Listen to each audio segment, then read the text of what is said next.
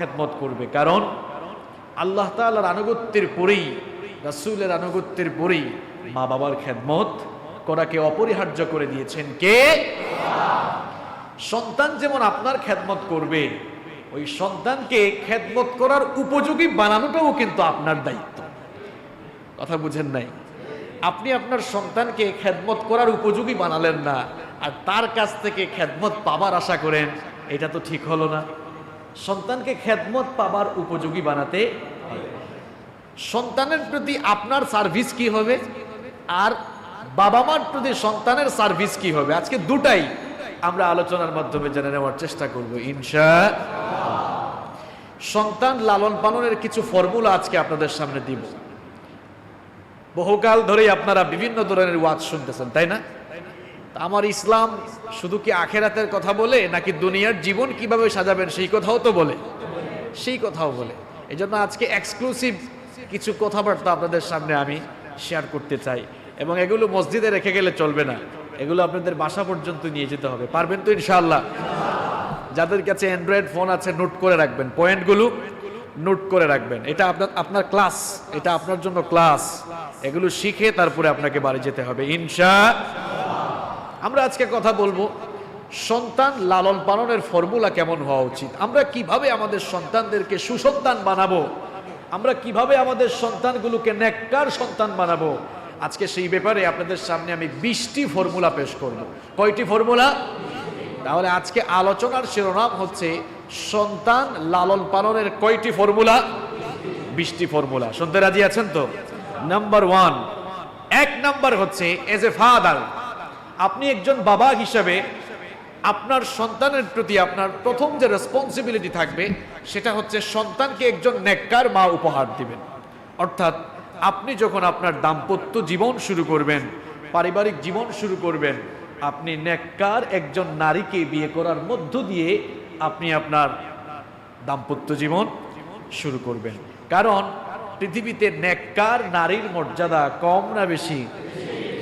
এই জন্য বিশ্বনবী সাল্লাল্লাহু আলাইহি ওয়াসাল্লাম বলেছেন, মুসলিম শরীফের হাদিস, আদ-দুনিয়া কুল্লুহা মাতা ওয়া খায়রু মাতা'আদ দুনিয়া আল মারআতুস সালিহা। দুনিয়ায় তোমরা যা কিছু দেখো, দুনিয়ার সব কিছুই হলো সম্পদ, আর দুনিয়ার সকল সম্পদের মধ্যে নেককার নারী হচ্ছে সবচাইতে শ্রেষ্ঠ সম্পদ। দুনিয়ার সবচাইতে শ্রেষ্ঠ সম্পদ হচ্ছে একজন নেককার নারী। এই জন্য বিশ্বনবী সাল্লাল্লাহু আলাইহি ওয়াসাল্লাম বলছেন, নেককার নারীকে গ্রহণ করার মধ্য দিয়ে তুমি তোমার দাম্পত্য জীবন শুরু করো। বুখারীর বর্ণনায় বিশ্বনবী সাল্লাল্লাহু আলাইহি ওয়াসাল্লাম বলছেন, তুমকাহুল মারআতু লিআরবা, 4টি জিনিসকে বিবেচনা করে সাধারণত বিয়ে করা হয়। নাম্বার 1, 1 নাম্বার হলো লিমালিহা, মেয়ের ধন দৌলত অথবা মেয়ের বাবার ধন দৌলত। 2 নাম্বার হলো ওয়ালি হাসবিহা, মেয়ের বংশমর্যাদা। আর 3 নাম্বার হলো ওয়ালি জামালিহা, 4 নাম্বার হলো ওয়ালি দীনিহা, দিনদারিতা। তাহলে কয়টা কোয়ালিটি হলো? বিশ্বনবী সাল্লাল্লাহু আলাইহি ওয়াসাল্লাম বলছেন, মানুষ সাধারণত বিয়ে করার সময় এই 4টা জিনিসই দেখে। মেয়ের রূপ সৌন্দর্য দেখে, বংশমর্যাদা দেখে, তারপরে মেয়ের ধন দৌলতের দিকে তাকায়, আর 4 নাম্বার মেয়ের দিনদারিতার দিকে তাকায়। এখন বিশ্বনবী বললেন, এই 4টা কোয়ালিটির মধ্যে সবচাইতে বেশি গুরুত্বপূর্ণ কোয়ালিটি কোনটা হবে, কোনটার দিকে তোমরা সবচাইতে বেশি গুরুত্ব দিবা? বিশ্বনবী বললেন, ফাসফার বিদাতিদ দীনি তারিবাত ইয়াদাক, সবার আগে দিনদার মেয়েকে প্রায়োরিটি দাও, সবার আগে দিনদার মেয়েকে প্রাধান্য দাও।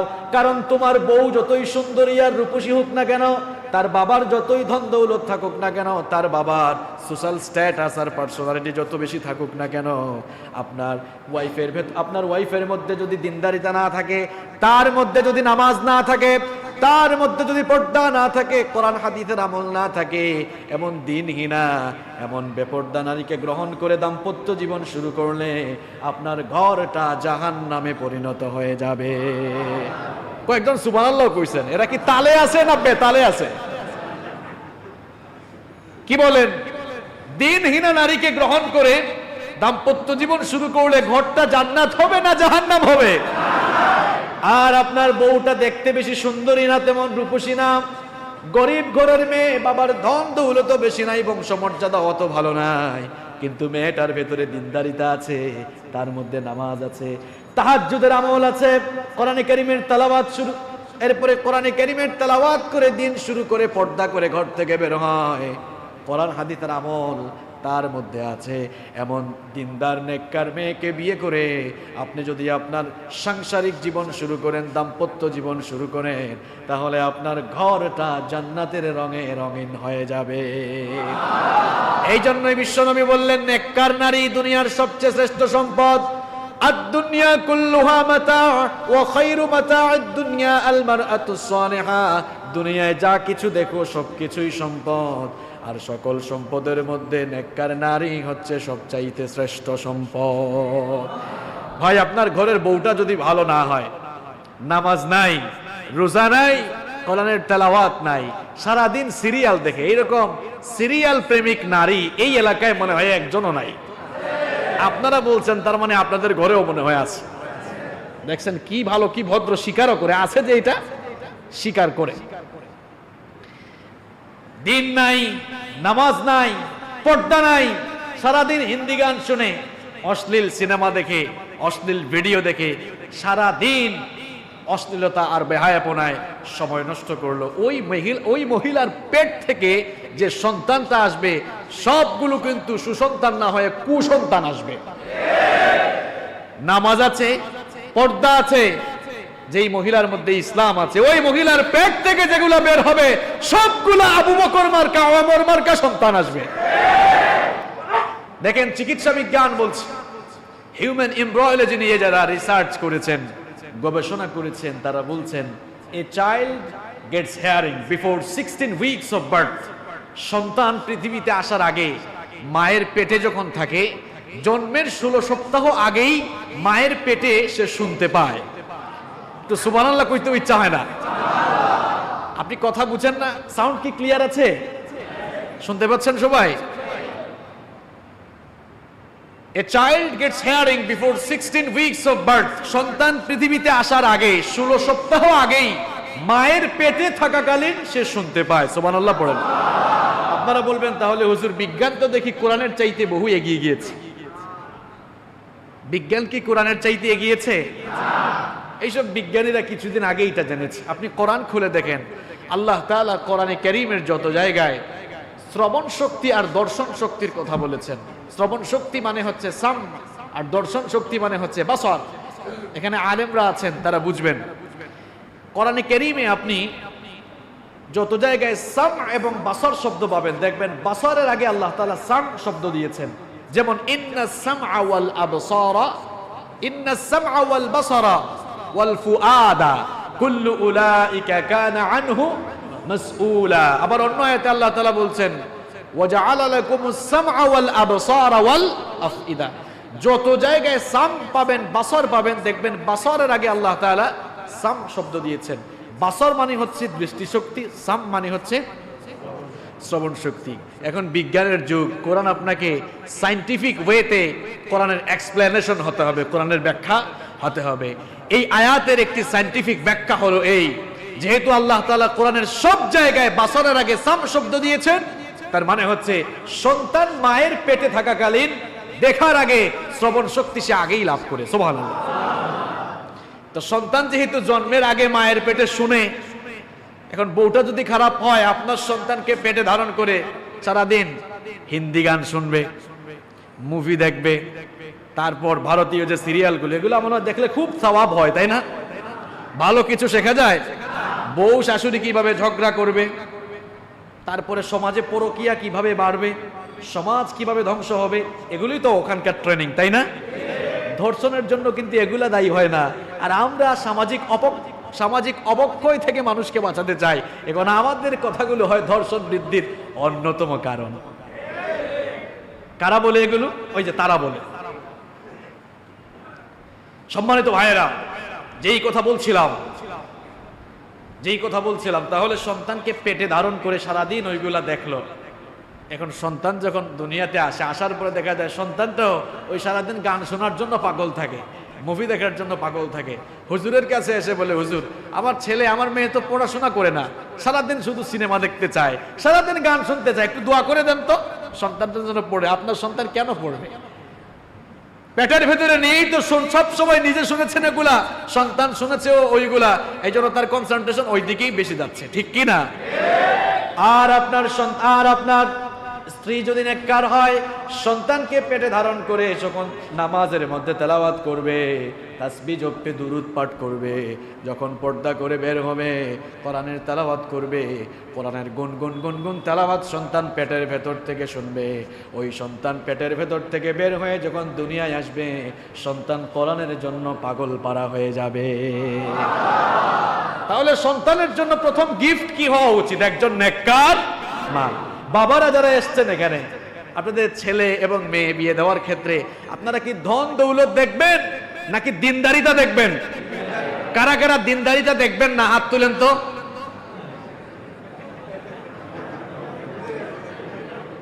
তার মানে এরাই তারা, যারা হাত তুলছে এরাই তারা যারা বিয়ের সময় বলে আমার কিন্তু 1000 লোক আসবে, খাওয়াইতে হবে। কথা ঠিক না? এগুলা সামনে আলোচনায় আসবে আরো। প্রিয় ভাইয়েরা, যুবক এবং তরুণ ভাইয়েরা, যুবক ভাইয়েরা, তোমরা যারা বিয়ে করো নাই, বিয়ে করতে চাও না? বিয়ে করতে চাও কিনা? দেখছেন বিয়ের কথা শোনার পর তারা কি খুশি। বিয়ে করার সময় শুধু সুন্দরী মেয়ে দেখেই দৌড় দিও না, এই মেয়েটার ভেতরে দিনদারিতা আছে কিনা, নামাজ আছে কিনা, পর্দা আছে কিনা, সেটা সবার আগে দেখার দরকার আছে না নাই? যদি মেয়েটার ভেতরে দিনদারিতা থাকে তাহলে তোমার ঘরটাকে জান্নাত বানিয়ে দিবেন কে? তাহলে বাবা যারা এসেছেন, ঘর থেকে যে মায়েরা শুনলেন, ছেলে বিয়ে দেওয়ার ক্ষেত্রে, মেয়ে বিয়ে দেওয়ার ক্ষেত্রে আমরা নেককার দিনদার ছেলে এবং দিনদার মেয়েকেই প্রায়োরিটি দিব ইনশাআল্লাহ। আর আমার প্রিয় কলিজার টুকরা যুবক ভাইয়েরা, অবিবাহিত যারা আছো, বিয়ে করার সময় দিনদার মেয়েকেই প্রায়োরিটি আমরা দিব ইনশাআল্লাহ। তাহলে সন্তানের জন্য প্রথম গিফট হচ্ছে তাকে একজন নেককার মা উপহার দাও। এবার আসেন ফর্মুলায় চলে যাচ্ছি আমরা। এরপরে সন্তানের প্রতি মা বাবার 2 নাম্বার দায়িত্ব হবে, সন্তান পাওয়ার পর কার প্রশংসা করা দরকার? কারণ সন্তান দেওয়া আর না দেওয়ার মালিক কে? কোরআনে কারীমের 42 নম্বর সূরা, সূরাতুশ শূরা এর 49 এবং 50 নম্বর আয়াতে আল্লাহ পাক সুন্দর করে বললেন, লিল্লাহি মুলকুস সামাওয়াতি ওয়াল আরদি ইয়াখলুকু মা ইয়াশা ইয়াহাবু লিমান ইয়াশাউ ইনাসাও ওয়া ইয়াহাবু লিমান ইয়াশাউ الذكور أو يزوجهم ذكرانا وإناثا ويجعل من يشاء عقيما إنه عليم قدير। আল্লাহ পাক বলেন, আকাশ আর জমিনে যা কিছু আছে সব কিছুর একচ্ছত্র মালিকানা কার হাতে? তিনি যা চান তাই তিনি সৃষ্টি করতে পারেন। তিনি যাকে চান কন্যা সন্তান দান করেন, আবার যাকে চান পুত্র সন্তান দান করেন, আবার আল্লাহ তাআলার যাকে ইচ্ছা ছেলে মেয়ে দুটো মিলিয়ে দেন, আবার যাকে মন চায় ছেলেও দেন না মেয়েও দেন না, বন্ধা অবস্থায় আল্লাহ রেখে দেন। সব ক্ষমতা কার কাছে? এই জন্য সন্তান যদি নাও থাকে চাইতে হবে কার কাছে? নাকি তাবিজের মুখাপেক্ষী হওয়া যাবে? আমার দেশের কিছু কপালপুরা মুসলমানরা আছে, সন্তান হয় না, হুজুরের কাছে গিয়ে বলে, হুজুর আমার সন্তান হয় না, এখন কি একটু তাবিজ লিখে দেন। সন্তান তো হয় না, দেখি তাবিজ দিয়ে কাজ হয় কিনা। আপনার বউয়ের সন্তান হয় না, এখন হুজুরের তাবিজ কি জোর করে বাচ্চা হবে নাকি? কন সন্তান যদি না হয়, এই জন্য চাইতে হবে কার কাছে? আল্লাহর খলিল সাইয়েদনা ইব্রাহিম আলাইহিস সালাম 86 বছর পর্যন্ত তার কোনো সন্তান ছিল না। তিনি সন্তান চেয়েছেন কার কাছে? তাকে সন্তান দিয়েছেন কে? আবার দেখেন জাকারিয়া আলাইহিস সালামেরও কোনো সন্তান ছিল না, তিনিও সন্তান চেয়েছেন কার কাছে? সুতরাং আপনার সন্তান না থাকলে আপনি যদি চাওয়ার মতো আল্লাহর কাছে চাইতে পারেন, যে আল্লাহ পাক 86 বছর বয়সে, বার্ধক্য বয়সে ইব্রাহিম খলিলুল্লাহকে সন্তান দিয়েছেন, যে আল্লাহ পাক নিঃসন্তান জাকারিয়া আলাইহিস সালামকে সন্তান দিয়েছেন, আবার যে আল্লাহর কুদরত এমন স্বামীহীনা নারী মারিয়ামকেও যিনি সন্তান দিয়েছেন, আপনি চাওয়ার মতো চাইতে পারলে তিনিও আপনাকে সন্তান দিবেন। চাইবেন কার কাছে? তাবিজ ঝুলাবেন না, বিশ্বনবী সাল্লাল্লাহু আলাইহি ওয়াসাল্লাম বলেছেন, মান আল্লাকা তামিমাতান ফাকাদ আশরাকা, যেই লোকটা তাবিজ ঝুলালো সেই লোকটা সরাসরি আল্লাহর সাথে শিরক করলো। বুখারীর বর্ণনা, মান আল্লাকা তামিমাতান ফাকাদ আশরাকা, যেই লোক তাবিজ ঝুলালো সে কার সাথে শিরক করলো? আরে মুসলমান, এই কোরআন তো তাবিজ ঝুলানোর জন্য আসে নাই, কোরআন এসেছে বিশ্ব মানবতাকে হেদায়েতের আলোয় উদ্ভাসিত করার জন্য। সন্তান যদি না হয় চাইবেন কার কাছে? আবার সন্তান হওয়ার পর বাবা হিসাবে আপনার, মা হিসাবে আপনার দায়িত্ব হওয়া উচিত কার? শুকরিয়া আদায় করা। শুকরিয়া করে না। কেউ কেউ তো এমন আছে সন্তান হওয়ার পর বলে, ওয়াও কি সুন্দর একটা ফুটফুটে ছেলে হয়েছে আমার। এখন ছেলে হয়েছে, আপনি কি ওয়াও বলবেন? তো কি বলবেন? আলহামদুলিল্লাহ। সাইয়েদনা ইব্রাহিম আলাইহিস সালাম, তার 86 বছর পর্যন্ত সন্তান ছিল না। সন্তান পাওয়ার পর তিনি শুকরিয়া করেছেন কার? আর তার শুকরিয়ার ভাষা আল্লাহর কাছে এত ভালো লাগলো, দুনিয়ার সকল মা বাবা তারা যেন সন্তান হওয়ার পর শুকরিয়া করে, আল্লাহর প্রশংসা করে। এই জন্য সাইয়েদনা ইব্রাহিম আলাইহিস সালামের জবানের সেই কথা আল্লাহ পাক কোরআনে কারীমের 14 নম্বর সূরা ইব্রাহিমের 39 নম্বর আয়াতে তুলে দিলেন।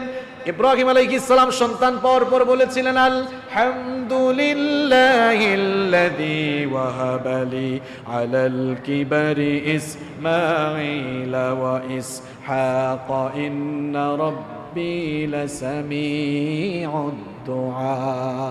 তিনি বলেছিলেন, সমস্ত প্রশংসা সেই আল্লাহর, যিনি আমাকে বার্ধক্য বয়সে ইব্রাহিম আর ইসমাইল নামক নেয়ামত দিয়েছেন। আল্লাহর জন্য সমস্ত প্রশংসা আমি আদায় করছি। সুবহানাল্লাহ। তাহলে সন্তান পাওয়ার পর 2 নাম্বার দায়িত্ব কি হবে? প্রশংসা করবেন কার? প্রিয় জানাবেন কার? কি মনে রাখতেছেন তো এগুলা? এরপরে নাম্বার 3, সন্তান পাওয়ার পর আপনার 3 নাম্বার দায়িত্ব হবে, সন্তান জন্মের পর সুন্দর করে তাকে গোসল দিয়ে, এরপরে পরিষ্কার করে সুন্দর করে গোসল দিয়ে পরিষ্কার করিয়ে সন্তানের ডান কানে আযান দিবেন, বাম কানে ইকামত দিবেন। এটি আমাদেরকে শিখিয়েছেন মুহাম্মদ, পড়েন সাল্লাল্লাহু আলাইহি ওয়াসাল্লাম। সুনানে আবু দাউদের বর্ণনা, عن عبيد الله بن أبي رافع عن أبيه قال, عبيدুল্লাহ বিন আবি রাফি তার বাবা থেকে এই হাদিসটি বর্ণনা করেছেন। তিনি বলেছেন, রাআইতু রাসূলুল্লাহি সাল্লাল্লাহু আলাইহি ওয়াসাল্লাম আযানা ফি উযুনিল হাসানি হিনা ওয়ালাদাতহু ফাতিমাতু বিস-সালাহ। তিনি বলেছেন, আমি দেখেছি বিশ্বনবী সাল্লাল্লাহু আলাইহি ওয়াসাল্লামের কলিজার টুকরা মেয়ে ফাতেমার ঘরে যখন হাসানের জন্ম হলো, বিশ্বনবী তার কলিজার টুকরা নাতি হাসানকে কুলে নিয়ে তিনি তার ডান কানে আযান দিয়েছেন। ডান কানে কি দিয়েছেন?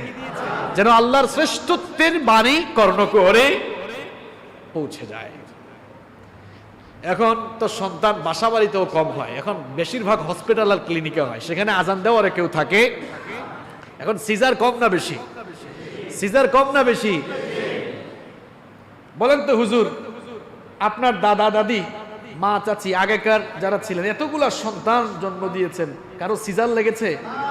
আমরা 6 ভাই 1 বোন, আলহামদুলিল্লাহ সবাই আমরা নরমাল ডেলিভারিতে এসেছি, কোনো সিজার লাগে নাই। এখনকার মহিলারা দেখা যায় প্রথম বাচ্চা হইতেই সিজার লাগে। আর ডাক্তারের কাছে যখন যায়, দুনিয়ার সব ডাক্তার খারাপ না, আমি সবাইকে খারাপ বলছি না, ওই ডাক্তারগুলো মেডিসিন দিয়ে দিয়ে দিয়ে দিয়ে একেবারে সিজার পর্যন্তই পৌঁছায় দেয়। এরা ডাক্তার নাকি ডাক্তার নামের কসাই? মানবতার এই পেশাকে যারা অমানবিক বানিয়েছে, নিঃসন্দেহে এরা কসাই আর জালেম ছাড়া আর কিছুই না। ইউরোপ আমেরিকাকে আমরা বলি সভ্য দেশ, আজকে সেখানেই স্লোগান উঠেছে, নো সিজার। সিজার করা যাবে না। কেন? তারা সিজারের ক্ষতিকর দিকগুলো জেনেছে। সিজারের অনেকগুলো ক্ষতিকর দিক আছে, তার মধ্যে 2টা ক্ষতিকর দিক আমি আপনাদের সামনে তুলে ধরবো। এটি আমার কথা নয়, চিকিৎসা বিজ্ঞানীরা বলছেন, সিজারের মাধ্যমে সন্তানের জন্ম হলে যেই মহিলা সন্তান জন্ম দিচ্ছেন, ওই মহিলা হয়তোবা নেক্সট টাইম সন্তান উৎপাদনের ক্ষমতা হারিয়ে ফেলতে পারেন, সম্ভাবনা আছে। এটা হচ্ছে মায়ের জন্য সবচেয়ে বড় ক্ষতিকর দিক। নাম্বার 2 নাম্বার হচ্ছে, আমি সন্তানের আরেকটা ক্ষতিকর দিক বলবো। নরমাল ডেলিভারিতে সন্তান আসলে ওই সন্তানের শরীরে রোগ প্রতিরোধ ক্ষমতা যত বেশি থাকে, ডেলিভারিতে জন্ম হওয়া সিজারে জন্ম হওয়া ওই সন্তানের মধ্যে শরীরের মধ্যে অতটা রোগ প্রতিরোধ ক্ষমতা থাকে না। এর কারণটা কি বলবো? নর্মাল ডেলিভারিতে সন্তান যখন মায়ের জরায়ু দিয়ে বের হয়, মায়ের জরায়ুর সাথে লেগে থাকা অসংখ্য ব্যাকটেরিয়া সন্তানের পুরো বডিতে লেগে যায়, যেগুলো সন্তানকে বড় বড় রোগ থেকে প্রতিরোধ করার একটা ক্ষমতা সে ওখান থেকে পেয়ে যায়। সুবহানাল্লাহ পড়ে। তো যখন সে নর্মাল ডেলিভারিতে মায়ের জরায়ু দিয়ে আসে না, যখন তাকে সিজার করে বের করতে হচ্ছে, ওই ব্যাকটেরিয়াগুলো তার গায়ে আর লাগে না, এই জন্য রোগ প্রতিরোধ ক্ষমতাও কিন্তু কম থাকে।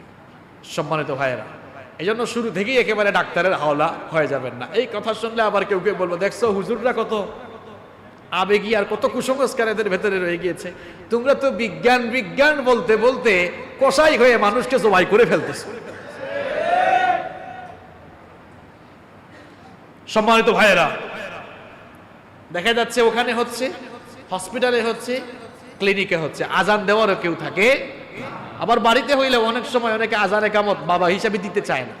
Many Muslims feel embarrassed to this work. অনেকে এই কাজটা করতে লজ্জা ফিল করে। সকালবেলা মসজিদ কমিটির সভাপতি ইমাম সাহেবকে ফোন দিয়ে বললেন, হুজুর আপনি কোথায়? হুজুর বললেন, আমি তো আমার রুমের ভিতরেই আছি। বললেন, তাড়াতাড়ি বাড়িতে আসেন, তাড়াতাড়ি আমার বাসায় আসেন। হুজুর ভাবলেন না জানি কি হয়েছে, তাড়াতাড়ি বাসায় গেলেন। যাওয়ার পরে সভাপতি সাহেব বলছেন, হুজুর খুশির খবর আছে, আপনার ভাতিজা হয়েছে। হুজুর বললেন, আলহামদুলিল্লাহ, মাশাআল্লাহ। সভাপতি সাহেব বললেন, নেন মিষ্টি খান, যেহেতু আপনার ভাতিজা হয়েছে। তো ইমাম সাহেব মিষ্টি খাচ্ছেন খুশি হয়। সভাপতি সাহেব বললেন, শুধু মিষ্টি খাইলে তো হবে না, কিছু দায়িত্ব পালন করতে হবে, আপনার ভাতিজার কানে আজান দেন। ইমাম সাহেব বললেন, আপনার ছেলের কানে আপনি আজান দিলেই তো পারেন, আমাকে দিয়ে আর কেন দেওয়াচ্ছেন? বললেন, ইমাম সাহেব আমি তো চাইলে দিতে পারতাম, কিন্তু আমার তো লজ্জা লাগে, আমার তো শরম লাগে। কি লাগে? ইমাম সাহেব বলে ফেলছেন, আরে সন্তান হওয়ানোর বেলায় আপনার লজ্জা শরম লাগে না, এখন ওই সন্তানের কানে আজান দিতে বুঝি আপনার লজ্জা শরম লাগে? আমরা এখন সবকিছু হুজুরদের উপরে দিয়ে দিচ্ছি। মা বাবা মারা গিয়েছে, নিজের মা বাবার জন্য নিজে দোয়া করে না। 1000 টাকার নোট বের করে, হুজুর আমার মা বাবার জন্য আপনি একটু কান্দা কান্দা দোয়া করেন তো। নিজে কাঁদে না, হুজুরকে দেখেছেন অবস্থা? আচ্ছা বলেন তো, আপনার বাবা মায়ের জন্য হুজুর যদি কেঁদে কেঁদেও দোয়া করে, এমন কি কাবা শরীফের ইমামও যদি আপনার মা বাবার জন্য দোয়া করে, ওই কাবা শরীফের ইমামের দোয়া আর আপনার মা বাবার জন্য আপনার দোয়া কি সমান? নিজের মা বাবার জন্য আপনি নিজেই দোয়া করেন, হুজুরকে কেন কাজে লাগাচ্ছেন? আলেম ওলামার প্রতি আপনার মহব্বত থাকবে, ভালোবাসা থাকবে, হুজুরদেরকে হাদিয়া দিবেন, অসুবিধা নাই। হাদিয়া দেওয়া সুন্নত, নেওয়া, দাওয়াতও খাওয়াইতে পারেন, কোনো অসুবিধা। কিন্তু আপনার বাবার জন্য মায়ের জন্য আপনি দোয়া করেন, কারণ আপনার বাবার জন্য মায়ের জন্য দোয়া করলে আপনার দোয়া কবুল হওয়ার সম্ভাবনা আছে না নাই? ও মুসলমানেরা, দুনিয়ার সমস্ত পানি দিয়ে কবরে জাহান্নামের আগুন নেভানো যাবে নাকি বলেন? দুনিয়ার সমস্ত সাগর আর মহাসাগরের পানি দিয়ে কবরে জাহান্নামের আগুন নেভানো যায় না।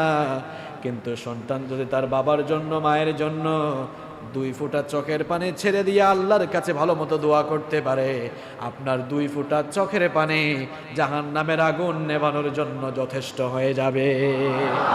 তো নিজের বাবার জন্য নিজে দোয়া করেন। কুরবানির ঈদ আসলে আহারে হুজুররা তো কষাই হয়ে যায় একেবারে, সিরিয়াল। আবার অনেকে প্রতিযোগিতা করে, এই জানো আমার গরুটা কে জবাই করছে? অমুক হুজুর, বড় হুজুর করছে। প্রতিযোগিতা চলে না? তো বড় হুজুর করেছে বলে কি হয়েছে? কুরবানির দাম বেড়ে গেছে? আরে ভাই, নিজের পশু তো নিজে কুরবানি করবেন। কুরবানি আল্লাহ কেন দিলেন? শুধু পশু জবাই করে উৎসব করার জন্য? এই জন্য কুরবানির বিধান দেওয়া হয় নাই। কুরবানি যখন আপনি করবেন, কুরবানির ছুরি যখন পশুর গলার মধ্যে চালাবেন, আপনার অন্তরে যেন এই ফিলিংস যেন থাকে, আপনার দিলের ভেতরে যেন এই অনুভূতি কাজ করে আমি শুধুমাত্র পশুর গলায় ছুরি চালাচ্ছি না, বরং আমার জীবনের সমস্ত বদ আমলগুলোর উপরে ছুরি চালিয়ে পবিত্র হওয়ার জন্য আমি ছুরি চালাচ্ছি। যদি এই টেন্ডেন্সি, এই ফিলিংস নিয়ে আপনি পশুর গলায় ছুরি চালাতে পারেন, বিশ্বনবী সাল্লাল্লাহু আলাইহি ওয়াসাল্লাম বলেছেন ওই পশুর রক্ত মাটিতে পড়ার আগে আল্লাহ পাক আপনার জীবনের সকল গুনাহ মাফ করে দিবেন। এই চান্স হুজুরকে দিচ্ছেন কেন? আপনার পশু কে কুরবানি করবে? যারা বলে না এরা এখনো হুজুরকে দিয়া করাবে।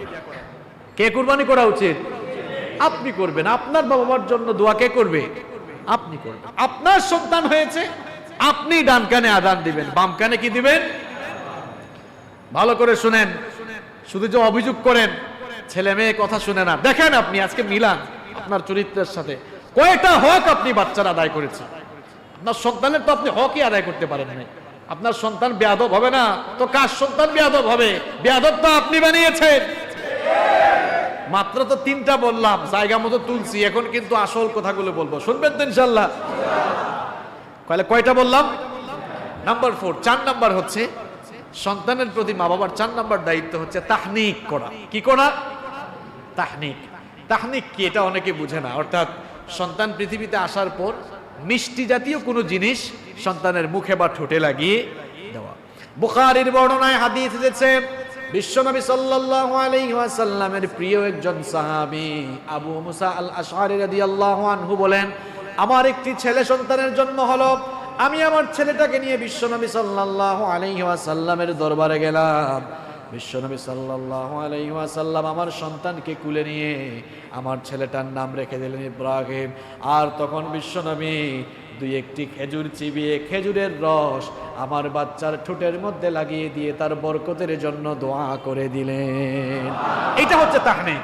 আমাদের দেশে তো খেজুর অ্যাভেলেবল না, তো মিষ্টি জাতীয় যে কোনো জিনিস হতে পারে, মধু, চিনির রস, যেটাই হোক সেটা ঠোঁটের মধ্যে লাগিয়ে দিবেন। এটা হচ্ছে মুস্তাহাব। এটা হচ্ছে নাম্বার 5।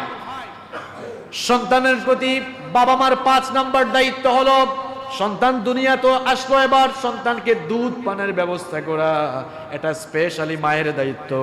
কোরআনে কারীমের 2 নম্বর সূরা সূরাতুল বাকারা এর 233 নম্বর আয়াতে আল্লাহ তাআলা সুন্দর করে বললেন, ওয়াল ওয়ালিদাতু ইউরদি'না আওলাদাহুন্না হাওলাইনি কামিলাইনি লিমান আরাদা আন ইউতিম্মার রাদাআ। আল্লাহ তাআলা বলছেন আমি নারীদেরকে নির্দেশ দিচ্ছি তারা যেন তাদের সন্তানদেরকে কমপক্ষে 2 বছর বুকের দুধ পান করায়। এখনকার নারীরা, আহারে দুঃখজনক হলেও সত্য, এখনকার নারীরা তাদের ফিজিক্যাল ফিটনেসকে ধরে রাখার জন্য সন্তানকে দুধ না খাইয়ে দুধের হক নষ্ট করে সন্তানের উপরে জুলুম করে, এই রকম নারী চট্টগ্রাম শহরে নাই? আছে মানে বেশি আছে, বেশি আছে। বড় হওয়ার পর সন্তান মায়ের খোঁজখবরও রাখে না, সন্তানের দিলে মায়ের প্রতি ভালোবাসা নাই। ভালোবাসা পয়দা হবে কেমনে? আপনি তো আপনার ছেলেটাকে মেয়েটাকে বুকের দুধ পর্যন্ত দেন নাই। বুকের দুধ থেকে আপনি আপনার ছেলে মেয়েকে মাহরুম করে ফেলেছেন। শুধু নারীদেরকে দোষ দিলেও হবে না, আপনারা যারা ঠিক বলছেন এই ঠিকওয়ালাদেরও কিছু ঝামেলা আছে, বলবো? হেও তার বউকে বলে বেশি খাওয়ানোর দরকার, ফিডার খাওয়াও। কি কথা ঠিক বললাম নাকি অবাস্তব বললাম? আহা, কিভাবে আপনি আপনার সন্তানের হক নষ্ট করছেন? সন্তানের জন্য তো মায়ের দুধের কোনো বিকল্প। বাজার থেকে ডানো খাওয়ায়, তারপর আরো কি কি জানি আছে, সেরেলাক্স খাওয়ায়, হাবিজাবি কত কিছু আছে। সব কিছুকে একত্রিত করলে মায়ের 1 ফোঁটা দুধের সমান হবে? সন্তানের জন্য মায়ের দুধ এটা যে কত বড় নেয়ামত, বিশেষ করে শাল দুধ। গ্রামাঞ্চলে মহিলারা শাল দুধ এখনো ফেলে দেয়। এই শাল দুধটা বাচ্চার জন্য কত উপকারী দেখেন। চিকিৎসা বিজ্ঞানীরা বলেছেন সন্তান জন্মের পর মায়ের বুক থেকে যে শাল দুধ বের হয়, এই শাল দুধ বাচ্চাকে 5টি মারাত্মক ব্যাধি যেমন কলেরা, নিউমোনিয়া, মেনিনজাইটিস, শ্বাসতন্ত্রের প্রবাহ এবং কান পাকা, এই 5টি মারাত্মক রোগ থেকে শাল দুধ বাচ্চাকে 100% হেফাজত করে দেয়। তাহলে এই শাল দুধ বাচ্চার জন্য অতি উপকারী, অতি দরকারি নাকি বেদরকারি? অতি দরকারি, শুধু দরকারি না, অতি দরকারি। সন্তানদেরকে বুকের দুধ খাওয়াচ্ছেন না, যেখানেই আল্লাহর বিধান মানবেন না, গজব আছে না নাই? গজব আছে না নাই? যেন চিকিৎসা বিজ্ঞানীরাও গবেষণা করে দেখেছেন, তারা জরিপ করে দেখেছেন, দুনিয়াতে, বর্তমান দুনিয়াতে যেই সকল নারীরা বেশি বেশি ব্রেস্ট ক্যান্সারে আক্রান্ত হচ্ছে, এরা কিন্তু ওই নারী যারা তাদের সন্তানদেরকে বুকের দুধ নিয়মিত খাওয়ায় না। গজব আছে না নাই? চেয়েছিল ফিটনেস ধরে রাখতে, আল্লাহ এমন মাইট দিয়েছেন, এমন গজব দিয়েছেন, ফিটনেসও যাবে, জীবনও যাবে। আপনি আপনার সন্তানকে বুকের দুধ খাওয়ালে সন্তানের শারীরিক এবং মানসিক বিকাশ যেমন ঘটবে, মা হিসাবেও আপনি শারীরিকভাবে অনেক সুস্থ থাকবেন। ফিজিক্যাল ফিটনেস নষ্ট হয়ে যাবে, এটা হবে সেইটা হবে, এটা শয়তানের পজিটিভ ধোঁকা ছাড়া আর কিছু। তাহলে 5 নাম্বার দায়িত্ব কি বললাম? সন্তানের জন্য বুকের দুধ পানের ব্যবস্থা করা। নাম্বার 6 নাম্বার হচ্ছে সন্তানের সুন্দর নাম রাখা, সুন্দর নাম নির্বাচন করা। বিশ্বনবী সাল্লাল্লাহু আলাইহি ওয়াসাল্লাম বলেছেন, ইন্না আহাব্বা আসমাইকুম ইলাল্লাহি আব্দুল্লাহ ওয়া আব্দুর রহমান। আল্লাহর কাছে দুইটা নাম সবচাইতে প্রিয়, একটি হচ্ছে আব্দুল্লাহ আর একটি হচ্ছে আব্দুর রহমান। এই দুটি নাম আল্লাহর কাছে প্রিয়। আমাদের সমাজে কি আব্দুল্লাহ আব্দুর রহমান আছে না বল্টু মন্টু পিন্টু আছে? পিন্টু এখানে কেউ আছে? থাকলেও এখন আর কথা বলবে না, রাগ করিয়েন না। নাম রেখে দেখেন, আমাদের দেশ কত কিছু নাম রেখে দেখেন। নাম রেখেছে, ছেলের নাম রাখছে সাগর। সাগর নামে এখানে কেউ আবার আছে নাকি? ছেলের নাম সাগর, মেয়ের নাম নদী। সাগর ছেলে বড় হওয়ার পর হয় তার হাতে লিখছে অথবা টি শার্টে লিখেছে সাগরের বুকে নদী। সাগরের বুকে কি? আবার বৃষ্টি, বৃষ্টি নাম আছে না? এই এলাকায় আছে? আছে। এত খোঁজ খবর তোমার কাছে থাকে কেমনে? মেয়ের নাম রেখেছে বৃষ্টি। একজনকে জিজ্ঞেস করলাম, ভাই মেয়ের নামটা বৃষ্টি রাখলেন কেন? কয় হুজুর মেয়ের জন্মের সময় খুব বৃষ্টি ছিল, ভাবলাম বৃষ্টি রাখি, এজন্য কি রেখে দিয়েছে? বৃষ্টি। আরেক জায়গায় ছেলের নাম রেখেছে আগুন। আগুন, আগুন আছে না? আগুনও আছে। ছেলের নাম কি রেখেছে? আগুন রেখেছে। আবার ছেলের নাম রেখে দিয়েছে, ছেলের নাম রেখে দিয়েছে পিন্টু মন্টু, এরকম আছে না? এখন টাইগারও আছে, টাইগার আছে না? ছেলের নাম রেখেছে তুফান। তুফান আছে না? তুফান রাখলেন কেন? কয় হুজুর জন্মের সময় খুব তুফান ছিল, ভাবলাম জন্মের সময়টাকে একটু স্মরণীয় করে রাখি, নামও রেখে দিয়েছি তুফান। এখন বলেন, বৃষ্টির সময় মেয়ের জন্ম হয়েছে, নাম রাখলেন বৃষ্টি। তুফানের সময় ছেলের জন্ম হয়েছে, নাম রাখছেন তুফান। এখন যদি সিরিয়ালি আরেকটার জন্ম হয়, আর তখন যদি বজ্রপাত চমকায়, আকাশে যদি বিদ্যুৎ চমকায়, তাহলে কি নাম রাখবেন ঠাডা পড়ছে? ঠাডা বুঝেন তো আপনারা? ঠাডা বুঝেন তো? আহা, এগুলো কোন জাতের নাম এখন শুরু হলো? কোন জাতের নাম শুরু হলো? ছেলের নাম রেখে দিয়েছে বল্টু, নাট বল্টু। এই যে এখানে নাট আছে না, তো নাট বল্টু এগুলো কোন জাতের নাম? পিন্টু মন্টু জন্টু। আমার মেয়ের নাম চুমকি, ঝুমকি, জোনাকি, পিঙ্কি। দেখেছেন নামের অবস্থা? সন্তানের সুন্দর নাম রাখবেন। কেন সুন্দর নাম রাখা দরকার? আবু দাউদের বর্ণনায় বিশ্বনবী সাল্লাল্লাহু আলাইহি ওয়াসাল্লাম বলেছেন, ইন্নাকুম তুদআউনা ইয়াওমাল কিয়ামাতি বিআসমাইকুম ওয়া আসমাই আবাইকুম। আল্লাহ পাক কিয়ামতের দিন তোমাদের নাম ধরে ধরে আর তোমাদের বাবার নাম ধরে ধরে রাখবেন। তো বাবা আপনি খারাপ নাম রাখছেন, ঝামেলা আছে না নাই? যার নাম পিন্টু, আল্লাহ বলবেন এই পিন্টু কোথায় আসো, মন্টু কোথায় আসো। এগুলা কোনো নাম হইলো বলেন? কোন জাতের নাম রাখলেন আপনি ছেলে মেয়ে? এখন আবার নাম নিয়েও দেখলাম, ওই দিন এক মহিলা, দেখবেন আমাদের দেশে কিছু কিছু মহিলারা টক শুতে আছে, চুল এতগুলা, আবার এখানে টিপ দেয় আছে না? দেখেছেন অবস্থা? এরা আবার সুভাষী, এরা কি ভাষী? দেখেছেন অবস্থা? আগে আমরা আমাদের দেশে বাংলায় নাম রাখতাম, বাংলা সংস্কৃতিকে ভুলে যাচ্ছি, এখন আমরা আরবিতে নাম রাখতেছি। আগে আমরা নাম রাখতাম পিন্টু মন্টু। দেখছেন আপনারা ওই টকশোটা দেখেছেন? দেখেছেন এদের দুঃসাহস কোন জায়গা পর্যন্ত চলে গিয়েছে? আমরা তো আরবি নাম রাখি না, আমরা মুসলিম, মুসলিম সংস্কৃতি অনুযায়ী নাম রাখি, ঠিক কি না? কিভাবে নাম রাখবেন সেই ইনস্ট্রাকশন দিয়েছেন মুহাম্মদ, পড়েন সাল্লাল্লাহু। তিনি বলছেন তাসুম্মু বিআসমাইল আম্বিয়া, তোমরা তোমাদের ছেলেগুলোর নাম নবীদের নামের সাথে মিলিয়ে রাখো। ছেলে হয়েছে নাম রেখে দেন মূসা, নাম রেখে দেন ঈসা, নাম রেখে দেন ইয়াহইয়া, নাম রেখে দেন জাকারিয়া, নাম রেখে দেন নূহ, নাম রেখে দেন ইব্রাহিম। এভাবে ছেলেদের নাম নবীদের নামের সাথে মিলিয়ে রাখেন, সাহাবীদের নামের সাথে মিলিয়ে রাখেন। নাম রেখে দেন আব্দুল্লাহ, আল্লাহর প্রিয় নাম আব্দুল্লাহ, আব্দুর রহমান। নাম রেখে দেন আবু বকর, নাম রেখে দেন ওমর, আলী, উসমান। নবীদের সাথে সাহাবীদের সাথে নেককার মানুষের সাথে মিলিয়ে যদি নাম রাখেন, আপনার সন্তানটাকেও নেককার বানাবেন কে? আর বল্টু মিন্টু বানাবে, ওই বল্টু মিন্টু কিন্তু পিস্তলই দৌড়াবে, ঠিক কি না? পিস্তল বলা নাম রাখছেন যে।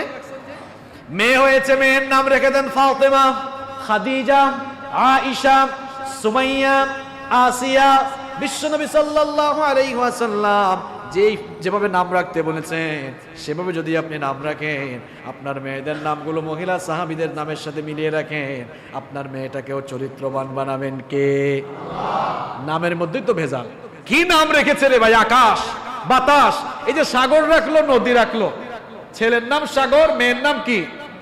নদীর। তার নাম রাখার যে অবস্থা, এখন যদি সিরিয়ালি আরো আসে, যেহেতু আগের গুলোর নাম সাগর, নদী, পরের গুলোর নাম হবে পুকুর, নদী, খাল, বিল, কুয়া। কারণ নাম রাখার সিস্টেম তো তাই বলে, ঠিক কি না?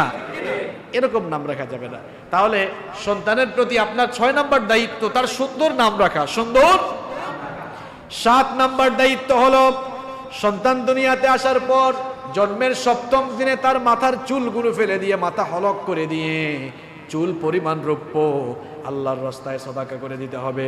তিরমিজি শরীফের বর্ণনায় হাদিস এসেছে, বিশ্বনবী সাল্লাল্লাহু আলাইহি ওয়াসাল্লাম তার মেয়ে ফাতেমাকে ডেকে বললেন, হাসানের জন্মের 7ম দিনে বিশ্বনবী সাল্লাল্লাহু আলাইহি ওয়াসাল্লাম মা ফাতেমাকে ডেকে বললেন, ইয়া ফাতেমা, ওগো আমার মেয়ে ফাতেমা, ইহলিকি রাসাহু ওয়া তাসাদদাকি বিজিনাতি শারিহি ফিদ্দা, আমার নাতি হাসানের মাথাটা মুন্ডন করে দাও, হলক করে দাও, আর তার মাথার চুল পরিমাণ রৌপ্য আল্লাহর রাস্তায় সদাকা করে দাও।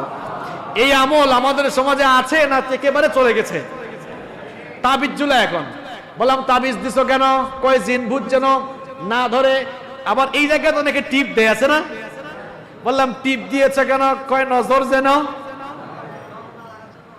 আরে বিশ্বনবী শিখালেন সুন্নাহ, আর আমরা সুন্নাহ বাদ দিয়ে চলে যাচ্ছি কোথায়? শিরকের দিকে, বিদআতের দিকে, ঠিক কি না? আপনি কোথায় যাচ্ছেন ভাই? বিশ্বনবী বললেন জন্মের 7ম দিনে চুলগুলো ফেলে দাও। চুলগুলো ফেলে দিয়ে কি করো? ওই চুল পরিমাণ রৌপ্য, চুল পরিমাণ রৌপ্য দেখবেন 1-2 ভরি হবে।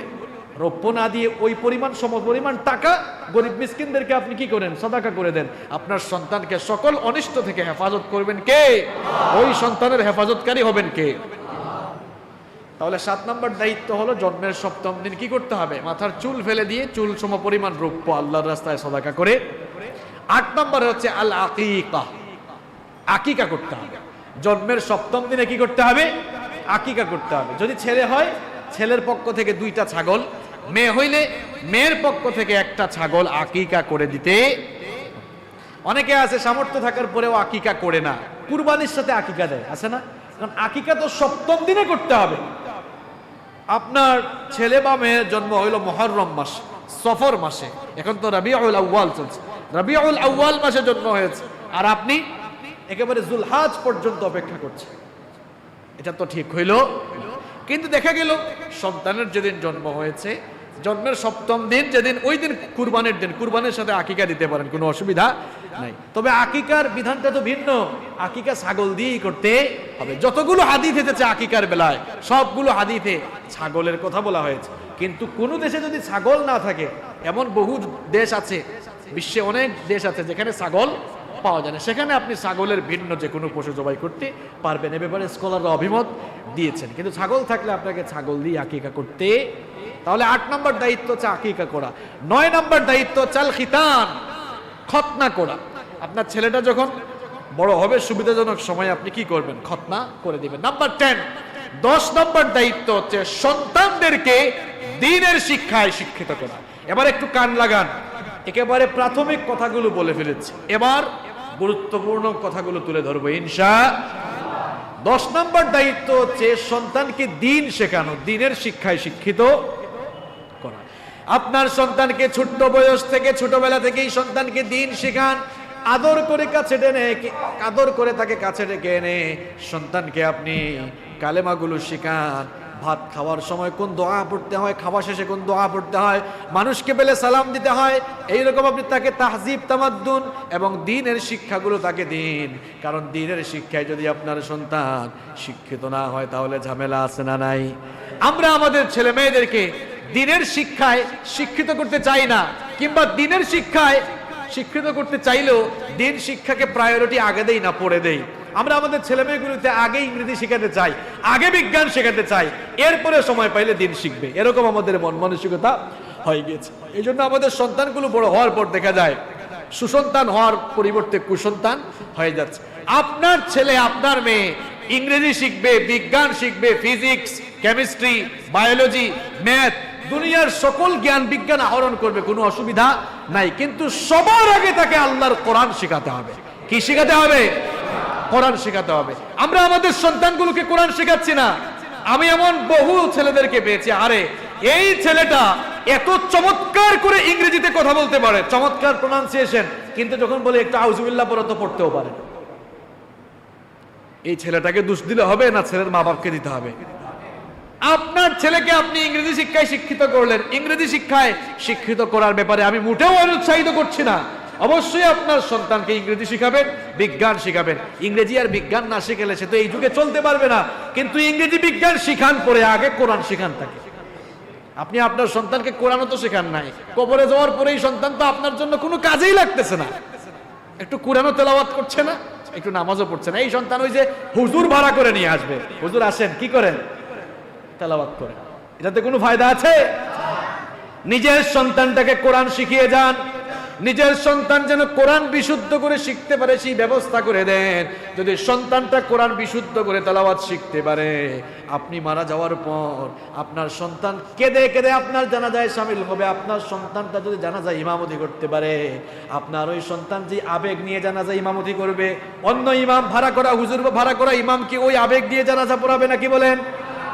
আমার বাবার জানাজা আমি নিজে পড়িয়েছি, সেখানে জানা যায় আমার ভেতরে যে আবেগ আসছে, অন্যের ভেতরে ওই আবেগ আসবে? আহারে, দুনিয়ায় কত কিছু করলেন। সন্তানকে আলেম বানাইতে হবে না, শুধু কোরআনটা শিখান আর ওসিয়ত করে যান, আমার মৃত্যুর পর আমার ছেলে আমার জানাজার নামাজ পড়াবে। এটা তো সবচেয়ে বড় সফলতা। আপনার ছেলে চমৎকার করে ইংরেজিতে কথা বলতে পারে, এটা বাহাদুরি। অত কোরআন জানে না এখনো, এখনো কোরআন জানে না। আপনি কোরআনকে এখনো চিনতেই পারেননি। কোরআন কোন কিতাব? Teach your children the Holi book Quran. The Holi book Quran will teach your children everything. আপনার সন্তানকে কোরআন শিখান, একটা কিতাব তার কাছে তুলে দেন, কোরআনের সাথে পরিচয় করিয়ে দেন। দেখেন কোরআনে, দেখবেন কোরআনই আপনার সন্তানকে গোটা দুনিয়ার সমস্ত জ্ঞান বিজ্ঞানের সাথে পরিচিত করে দিয়ে দিবে। সুবহানাল্লাহ। কারণ কোরআন এটি এমন একটি কিতাব, it's the source of knowledge and science. আপনি বিজ্ঞানের কথা বলেন, কোরআনে কারীমে 6,500-এরও বেশি আয়াত রয়েছে। 1,500 আয়াত শুধুমাত্র আল্লাহ তাআলা বিজ্ঞানের ব্যাপারেই দিয়েছেন। সুবহানাল্লাহ পড়েন। তো আপনি এত সায়েন্টিফিক একটা কিতাব আপনার সন্তানকে শেখালেন না, আপনি তো কপাল পোড়া, কপাল পোড়া। আপনি আপনার ছেলেকে, আপনার মেয়েকে যখন ছোট থাকবে 5 বছর 6 বছর, স্কুল কলেজে মাদ্রাসায় পাঠানোর আগে আগে তাকে কোরআন শেখাবেন। কি শেখাবেন? কোরআন শেখাবেন আপনি তাকে।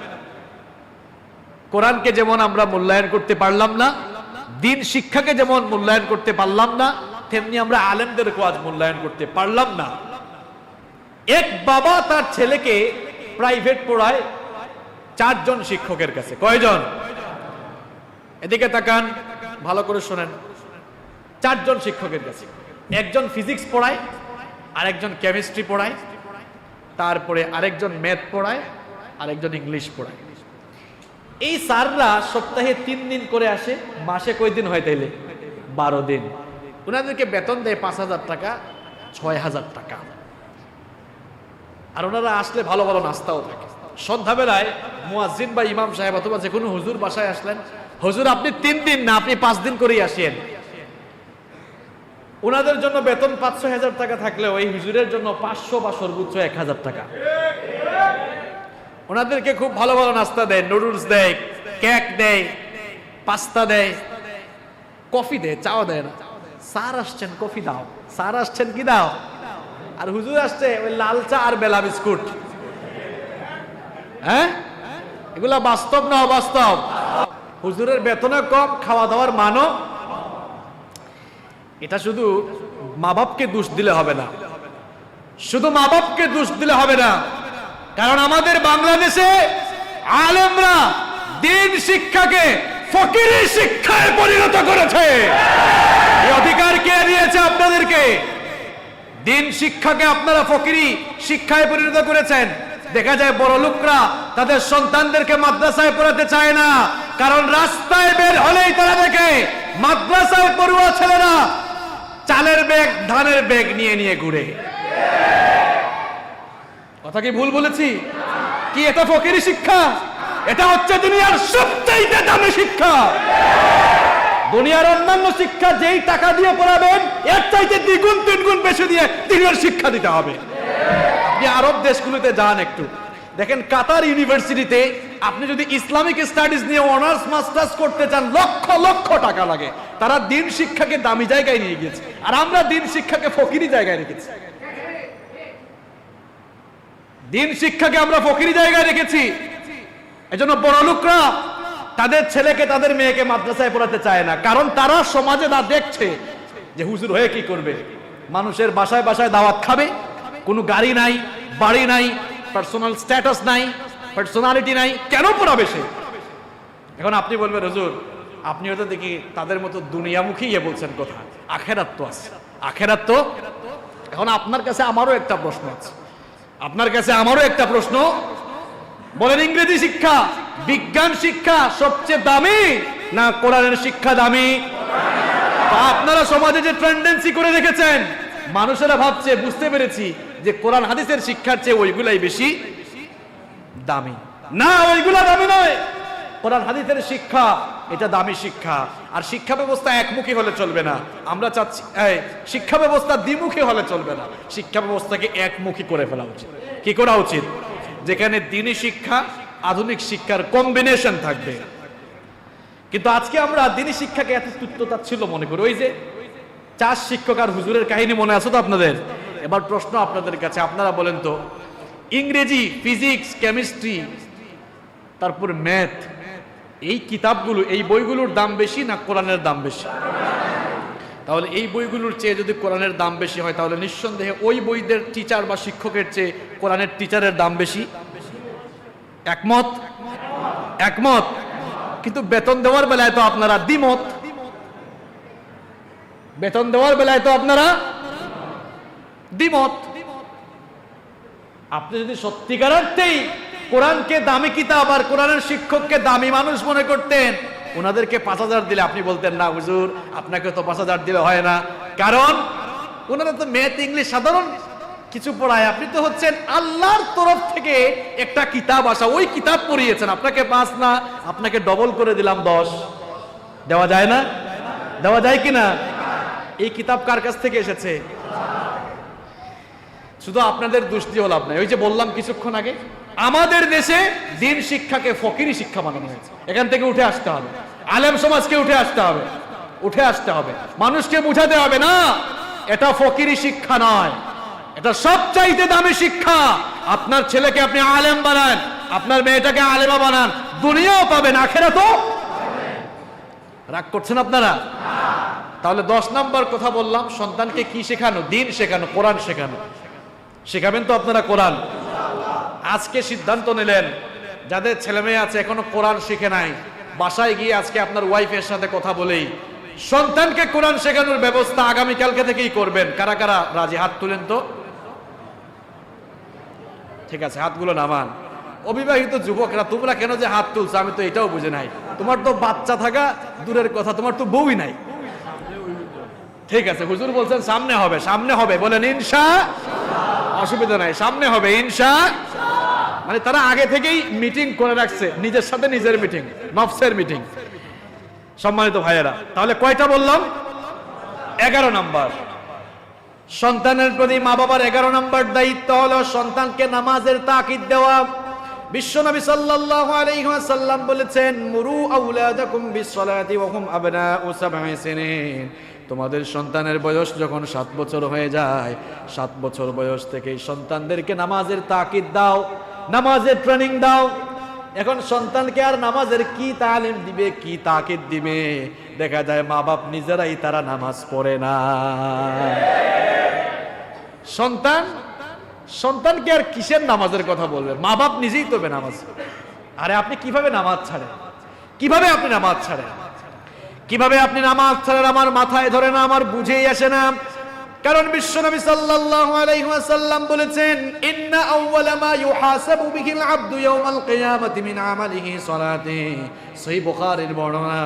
বিশ্বনবী সাল্লাল্লাহু আলাইহি ওয়াসাল্লাম বলেছেন, কিয়ামতের ময়দানে বান্দা যখন আল্লাহর সামনে দাঁড়াবে, আল্লাহ যখন বান্দার কাছ থেকে হিসাব নেওয়া শুরু করবে, প্রথম হিসাব আল্লাহ নামাজের ব্যাপারে নেবেন। কিসের ব্যাপারে নেবেন? প্রিয় ভাই আমার, কিভাবে আপনি নামাজ ছাড়েন আমার মাথায় ধরে না, বুঝে আসে না। ফজরের সময় কেমনে ঘুমান, নামাজ না পড়ে কেমনে ঘুমান। জোহরের সময় কেমনে আপনি আপনার কাজ নিয়ে ব্যস্ত থাকেন। আসরের সময় কেমনে নামাজ না দিয়ে আপনি আড্ডায় ব্যস্ত থাকেন। মাগরিবের সময় নামাজ না পড়ে কিভাবে আপনি খেলাধুলায় মত্ত থাকেন। এশার সময় নামাজ না পড়ে আপনি কিভাবে রং তামাশায় থাকেন। এই নামাজের ব্যাপারে আল্লাহ কিয়ামতে আপনাকে প্রথম জিজ্ঞাসা করবেন। আল্লাহ বলবেন, গোলাম রে তুই বান্দা, গোলাম রে তুই যতদিন দুনিয়াতে ছিলে নামাজ ঠিক মতো পড়েছিস কিনা? প্রথম প্রশ্নের উত্তরে যদি ঝামেলা থাকে, তাহলে ঝামেলা বাড়ার সম্ভাবনা কম না বেশি? কিভাবে আপনি নামাজ ছেড়ে দেন আমার মাথায় আসে না, আমার বুঝে ধরে না। কারণ কিয়ামতের দিন বেনামাজিরা এত বেশি অপমানিত হবে। আল্লাহ পাক কিয়ামতের ময়দানে সকলকে একত্রিত করার পর বলবেন, সবাই আমাকে সাজদা দাও। দুনিয়ায় যারা আল্লাহকে সাজদা দিয়েছিল, সাথে সাথে তারা সাজদায় পড়ে যাবে। আর বেনামাজিগুলোর অবস্থা কি হবে? আল্লাহ তাআলা বলছেন, ইয়াউমা ইউকশাফু আন সাকিন ওয়া ইউদআউনা ইলাস সুজুদি ফালা ইয়াস্তাতিউন। সেদিন কঠিন সময় যখন পায়ের গোছাগুলো উন্মোচিত হয়ে যাবে, আর যখন সাজদা দেওয়ার জন্য বলা হবে, এরা সাজদা দিতে পারবে না। যখন তারা সাজদা দিতে পারবে না, বেনামাজিরা যখন সাজদা দিতে পারবে না, তখন তাদের অবস্থা কি হবে?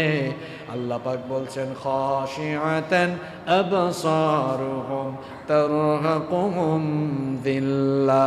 যখন তারা সাজদা দিতে পারবে না, লজ্জা আর অপমানে তাদের দৃষ্টি নত হয়ে যাবে, চেহারার মধ্যে কলঙ্কের কালেমা লেপন হয়ে যাবে।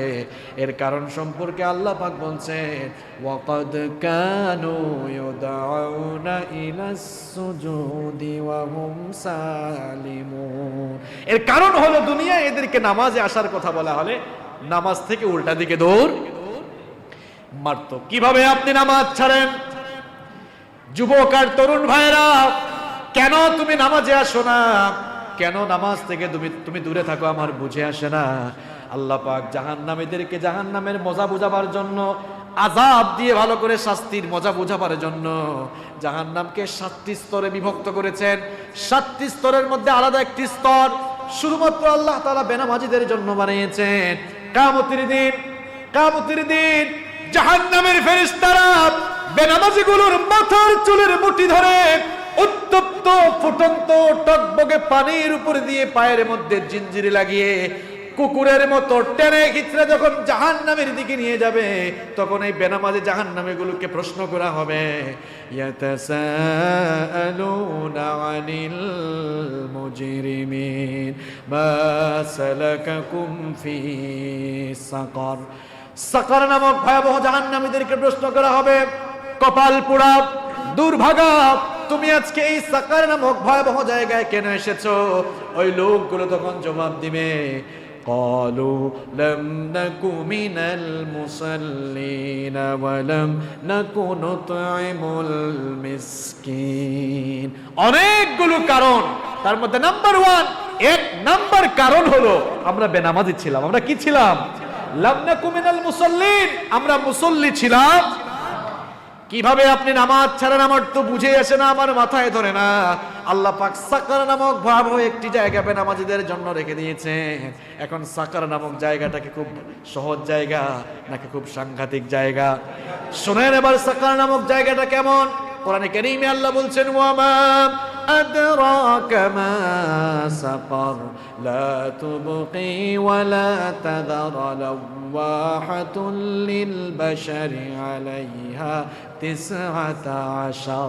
আল্লাহ তাআলা বলছেন, জানো সাকার নামক জাহান্নামটা কেমন? লা তুবকি ওয়ালা তাযার, শরীরের কিছুই অবশিষ্ট রাখবে না, সব কিছুকে জ্বালিয়ে পুড়িয়ে ভস্মীভূত একেবারে ছারখার করে দিবে। নাউযু বিল্লাহি মিন যালিক। বেনামাজিরা মনে করতে পারে অসুবিধা নাই, একবার জ্বালায় ফেললে পুড়ায় ফেললে পরে তো আর পাওয়া যাবে না। আল্লাহ তাআলা বলছেন, শোনো শোনো, ওই সাকার নামক জাহান্নামের আগুনে পোড়ানোর পরে শরীরের চামড়াগুলো যখন জ্বলে যাবে, কুল্লামা নাউদিজাত জুলুদুহুম বাদদালনাহুম জুলুদান গায়রাহা লিয়াযুকুল আযাব। আযাব দেওয়ার কারণে যখন চামড়াগুলো জ্বলে যাবে, পুড়ে যাবে, ভস্মীভূত হয়ে যাবে, তখন আমি পুড়ে যাওয়া জ্বলে যাওয়া চামড়াগুলোকে পরিবর্তন করে নতুন চামড়া আবার ফিট করে দেব। লিয়াযুকুল আযাব, আযাবের মজা যেন ভালো করে বুঝাইতে। প্রিয় যুবক আর তরুণ ভাইয়েরা, জাহান্নামের আগুন তো তুমি সহ্য করতে পারবে না। মা বোনেরা যারা শুনছেন, জাহান্নামের আগুন আপনারা সহ্য করতে পারবেন না, কারণ আমাদেরকে আল্লাহ পাক মাটি দিয়ে সৃষ্টি করেছেন। মাটির তৈরি এই শরীরে নিয়ে আগুনের তৈরি জাহান্নামে আমরা পড়তে পারবো না। আর জাহান্নামের আগুনটাকে খুব সাধারণ আগুন নাকি বলেন? সাধারণ কোনো আগুন নয়। বিশ্বনবী সাল্লাল্লাহু আলাইহি ওয়াসাল্লাম বলেছেন, দুনিয়ায় তোমরা যে আগুন জ্বালাও, দুনিয়ার সেই আগুনটা হলো জাহান্নামের আগুনের 70 ভাগের 1 ভাগ। অর্থাৎ দুনিয়ার আগুনের চাইতে আরো 69 ভাগ বেশি তাপমাত্রা সম্পন্ন হবে জাহান্নামের আগুন। আল্লাহু আকবার। সেই আগুনে পোড়ার সাধ্য আমাদের নাই ভাই। এই জন্য জাহান্নাম থেকে বাঁচতে চান কি চান না? বাঁচতে চান সবাই? জাহান্নাম থেকে যদি বাঁচতে চান, আজ থেকে নামাজ ছাড়বেন। কারা কারা আর আজকে থেকে নামাজ ছাড়বেন না? একটু হাতগুলো তুলে আল্লাহকে দেখান তো, বলেন আল্লাহ আল্লাহ। আমরা অনেক নামাজ ছেড়ে দিয়েছি, আজকে তাওবা করছি, আর নামাজ ছাড়বো না। আমাদেরকে মাফ করে দাও। আমরা যেন, বলেন, আমরা যেন মরার আগ পর্যন্ত আর নামাজ না ছাড়ি। আমাদেরকে তৌফিক দাও, আমাদেরকে কবুল করো, বলেন আমিন। হাতগুলো নামান। নিজেরা যেমন নামাজ পড়বেন, যুবক আর তরুণ ভাইয়েরা তোমরা নামাজ ছেড়ে দিও না। মসজিদের সামনের কাতারগুলোতে তোমরা আসবা, কারণ যুবক বয়সের নামাজের দাম কম না বেশি? বিশ্বনবী সাল্লাল্লাহু আলাইহি ওয়াসাল্লাম বলেছেন, একজন বুড়া মানুষের ইবাদতে আল্লাহ যত খুশি হন, যুবকের ইবাদতে আল্লাহ তার চেয়ে বেশি খুশি হয়ে যান।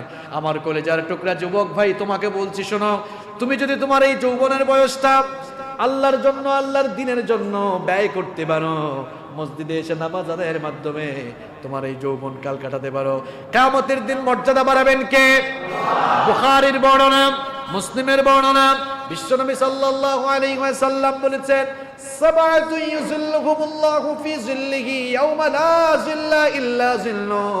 কিয়ামতের দিন 7 শ্রেণীর মানুষকে আল্লাহ পাক তার আরশের ছায়ার নিচে জায়গা দেবেন, যেদিন আল্লাহর আরশের ছায়া ছাড়া আর কোনো ছায়া থাকবে না।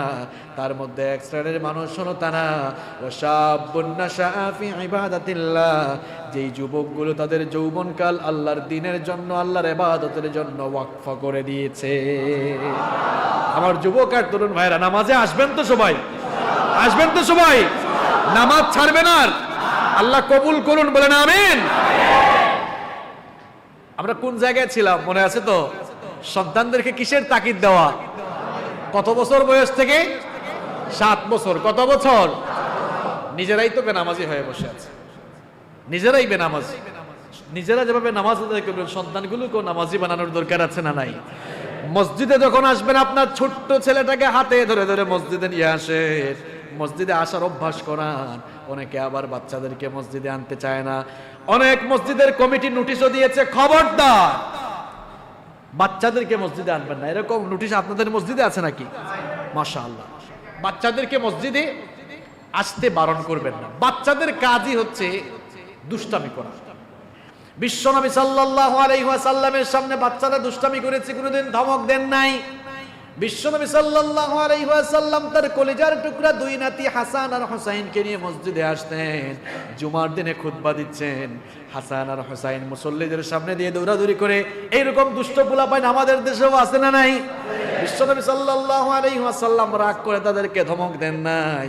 খুতবা বন্ধ করে দুই নাতিকে দুই হাতে ধরে মিম্বরে আসলেন, দুই নাতিকে দুই হাত ধরে খুতবা শেষ করেছেন। বিশ্বনবী একদিন নামাজে ইমামতি করছেন, সাজদায় যাওয়ার পর বিশ্বনবী সাল্লাল্লাহু আলাইহি ওয়াসাল্লামের কলিজার টুকরা নাতি হুসাইন বিশ্বনবী সাল্লাল্লাহু আলাইহি ওয়াসাল্লামের পিঠের উপরে আরোহণ করলো। পিঠের উপরে উঠে বলল, আমি এখন ঘোড়ার উপরে আছি। কিসের উপরে? রাসূল করিম সাল্লাল্লাহু আলাইহি ওয়াসাল্লাম মনে মনে ভাবলেন, আমার নাতি আমার পিঠের উপরে উঠেছে, আমি যদি এখন সাজদা থেকে মাথা উঠাই আমার নাতির দিলের মধ্যে মনের মধ্যে কষ্ট লাগতে পারে। এই জন্য তিনি সাজদাটা একটু লম্বা করে দিলেন। কিছুক্ষণ যাওয়ার পর মনে মনে ভাবলেন, আমার পিছনে তো সাহাবীরা আছে, মাথাটা উঠানো দরকার। এই চিন্তা করে যখন মাথা উঠাতে যাবেন, সাইয়েদনা জিবরিল বললেন, ওগো আল্লাহর নবী, মাথা উঠানোর দরকার নাই, আরো কিছুক্ষণ থাকেন, কারণ আপনাদের নানা নাতির এই কারবার, নানা নাতির এই দৃশ্য দেখতে আল্লাহরও বড় ভালো লাগছে। তো বাচ্চাদেরকে আপনি নিষেধ করেন কেন? বাচ্চাকে মসজিদে নিয়ে আসেন, একটু দৌড়াদৌড়ি করুক, অসুবিধা। কারণ বাচ্চাদেরকে যদি মসজিদে এসে একটু দুষ্টামির সুযোগ না দেন, তাহলে এরা দুষ্টামির জন্য কিন্তু অন্য জায়গায় খুঁজবে। বলেন, মসজিদে এসে দুষ্টামি করা ভালো না অন্য জায়গায় গিয়ে দুষ্টামি করা ভালো? মসজিদে দুষ্টামি করলে মসজিদে খারাপ হওয়ার কোনো উপাদান আছে? উপাদান নাই। এরা দুষ্টামি করতে করতেই দেখবেন তাকাবে, কি ব্যাপার, এরা দেখি রুকু দেয় সাজদা দেয়, তারাও রুকু দিবে সাজদা দিবে। এরকম দুষ্টামি করতে করতেই দেখবেন আপনার ছেলে আপনার মেয়ে একদিন নামাজি হয়ে গেছে। সুবহানাল্লাহ। আমরা যদি বাচ্চাদেরকে মসজিদে না আনি, এই যে এই বাচ্চাগুলো আসছে, এরা কিন্তু নেক্সট জেনারেশন, পরবর্তী প্রজন্মের নামাজি, তাই না? এদেরকে যদি আমরা না আনি, মসজিদে আসার জন্য অভ্যস্ত না করি, এই আমাদের নেক্সট জেনারেশন, এই বাচ্চাগুলো তো বেনামাজি হয়ে যাবে। এজন্য বাচ্চাদেরকে মসজিদে আনবেন তো। মা বোনরা যারা বাড়ি থেকে শুনছেন, বাসা থেকে শুনছেন, আপনারা আপনাদের ছোট্ট মেয়েটাকে জায়নামাজের পাশে দাঁড় করান, আপনার মেয়েটাকেও নামাজি বানান। এইরকম যদি আমরা আমাদের ছেলে আর মেয়েগুলোকে নামাজি বানাতে পারি, আমাদের ঘরের মধ্যে বরকত দান করবেন কে? আল্লাহ। ঘরের মধ্যে অশান্তি, তা আপনার ঘরে অশান্তি থাকবে না তো কার ঘরে অশান্তি থাকবে?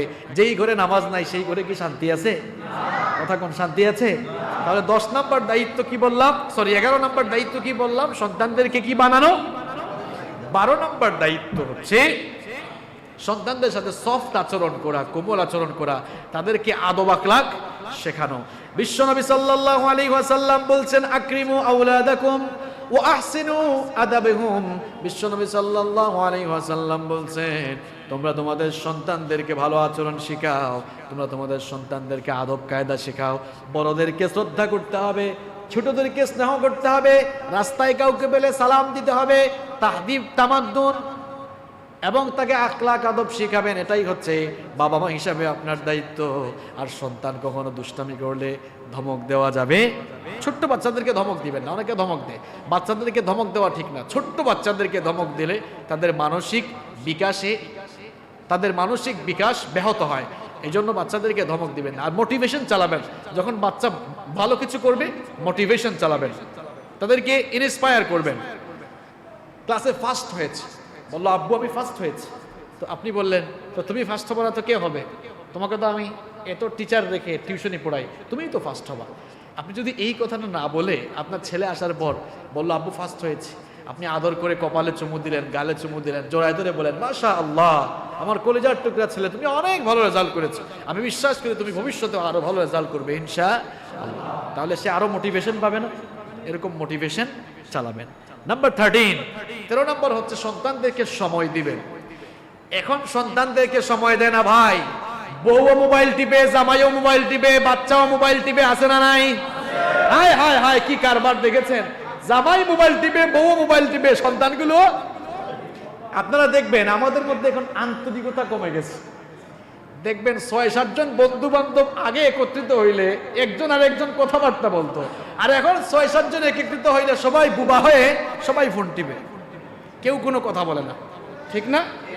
মেহমান বাড়িতে গেলে আগে একজন আর একজনকে জিজ্ঞেস করতো কি ব্যাপার, কেমন আছেন, বাসার সবাই কেমন আছেন, হ্যান ত্যান অনেক কিছু। কিন্তু এখন মেহমান বাড়িতে গেলে দেখা যায় যার বাড়িতে গেছে সেও মোবাইল টিপে, যারা গেছে তারাও টিপে। এরকম আছে না নাই? আহা, সন্তানকে আর সময় দিবে কখন? আপনার ছেলে, আপনার মেয়ে, ছেলে মেয়েরা ইন্টার পাস করার আগ পর্যন্ত খবরদার, সাবধান, তাদের হাতে ফোন তুলে দিবেন। যদি ফোন তুলে দেন, ছেলে মেয়েরা নিজের জামাই বউ নিজেরাই ম্যানেজ করে নিবে। কথা বুঝেন আমার? হ্যাঁ, মোবাইল ফোন দরকার আছে, এটা তো প্রয়োজন। আপনি আপনার ছেলে মেয়ে ইন্টার পাস করার আগ পর্যন্ত বলেন, তোমার স্যারদের সাথে যোগাযোগ করার দরকার হলে, কারোর সাথে যোগাযোগ করার দরকার হলে আমার ফোন দিয়ে তুমি যোগাযোগ করো, তোমার ফোনের কোনো দরকার। ছেলেটাকে যে মোবাইল কিনে দিয়েছেন, রাতের বেলা সে কি করে আপনি কি জানেন নাকি? আবার তো দিয়েছেন একা রুমে, বাবা যারা আছেন, মা যারা আছেন, ছেলে আর মেয়েদেরকে বিয়ের আগ পর্যন্ত আলাদা রুমে থাকতে দিবেন না। আলাদা মানে একা রুমে থাকতে দিবেন না, সরি, একা রুমে থাকতে দিবেন না। মেয়ে আছে তো একা দিয়েন না, ছোট আরেক মেয়ে থাকলে ওইটাকেও দেন, অথবা মা থাকেন পারলে ছেলেটাও একা একা দিবেন না। একা থাকলেই শয়তানের আথর পড়ার, শয়তানের আক্রমণ হওয়ার সম্ভাবনা আছে না নাই? বাসায় তো ওয়াইফাই লাগিয়ে রেখেছেন, মোবাইল ফোনও কিনে দিয়েছেন, ওয়াইফাইও আছে, মোবাইলও আছে, এবার নাটক আর সিনেমা দেখা সহজ না কঠিন? আপনি তো ঘুমাচ্ছেন, মনে মনে ভাবছেন আমার ছেলে তো খুব ভালো, কি জাতের ভালোর ভালো সেটা তো আপনি জানেন না। এখন আবার অনলাইন ক্লাসের জন্য দিতে হচ্ছে, কোনো কিছু তো করার নাই, দিতে হচ্ছে। কিন্তু দিলেও আপনি তার প্রতি কেয়ারিং চালান, নজর রাখেন, বিপদে চলে যাওয়ার সম্ভাবনা আছে না নাই? একবার যদি ওইদিকে চলে যায়, ফেরানো কিন্তু অনেক। কথাগুলোকে কি আপনি হালকা ভাবে নিচ্ছেন? যারা হালকা ভাবে নিচ্ছেন, ভবিষ্যতে ছেলে মেয়েরা যে লুচ্চা বদমাশ হবে তা দেখার জন্য প্রস্তুত থাকেন, ভালো করে প্রস্তুত থাকেন। তথ্য প্রযুক্তির এই যুগকে কাজে লাগাবেন, তথ্য প্রযুক্তির পজিটিভ সাইড গুলো গ্রহণ করবেন, নেগেটিভ গুলো, এগুলো তো এখনো অ্যাডাল্ট হয় নাই। অ্যাডাল্ট হওয়ার আগ পর্যন্ত বেশি ফালাফালি আছে না নাই? এদিক সেদিক চলে যাইতে পারে। খবরদার, কি আর খবরদার বলবো, আপনারাই তো আপনাদের ছেলে মেয়েদের হাতে, ওরে বাপ রে বাপ, ছোট্ট ছোট্ট ছেলে মেয়েরা এখন আইফোন চালায়, ছোট্ট ছোট্ট ছেলে মেয়েরা এখনো, আমরা নিজেরাই এখনো আইফোন চালাই না, তারা আইফোন চালায়। চিন্তা করেছেন আপনি? বাসায় তো ওয়াইফাই লাগিয়ে রেখেছেন, খুব প্রয়োজন না হলে ঘুমাতে যাওয়ার আগে ওয়াইফাইয়ের সুইচটা বন্ধ করে দেন। খুব প্রয়োজন, কিসের প্রয়োজন? রাতের বেলা ঘুমা, ওয়াইফাই বন্ধ করে দেন, রাউটারটা আপনার রুমে রাখেন বন্ধ। আর ছেলে মেয়েরা বিশ্ববিদ্যালয়ে উঠলে ফোন লাগে, স্বাভাবিক, এটা ফোন লাগবে। রাতের বেলা কি করবেন? রাত 11টা হয়ে গেছে, ফোন দে। রাতের বেলা ফোনের কোনো দরকার? বলে অ্যাসাইনমেন্ট আছে, ঠিক আছে অ্যাসাইনমেন্ট কর, 1টা পর্যন্ত আমিও জেগে আছি। অ্যাসাইনমেন্ট করেছো, দাও, ফোন দাও। যদি সন্তানগুলোকে সুসন্তান বানাতে চান, আপনাকেই পদক্ষেপ নিতে হবে। বাসায় মেহমান আসছে, মেহমান বললো কি ব্যাপার, ছেলে মেয়ে কই আপনার? আমার মেয়েটা অ্যাসাইনমেন্ট করে। কোন রুমে? ওই রুমে। গিয়ে দেখেন অ্যাসাইনমেন্ট করে না পর্ন মুভি দেখে, আপনি দেখেন গিয়ে, যান। খবরদার, সাবধান, কলেজে যাওয়ার আগ পর্যন্ত, কলেজ শেষ করার আগ পর্যন্ত মোবাইল দিবেন, এরপরে মোবাইল দিবেন। রাতের বেলা কি করবেন? মনে রাখবেন, বর্তমান সময়ে চরিত্র বিধ্বংসী উপাদানগুলোর মধ্যে সবচাইতে বড় উপাদান হলো এই মোবাইল ফোন। শুধু ঠিক বললে হবে না, গলা ফাটাই ফাটাই।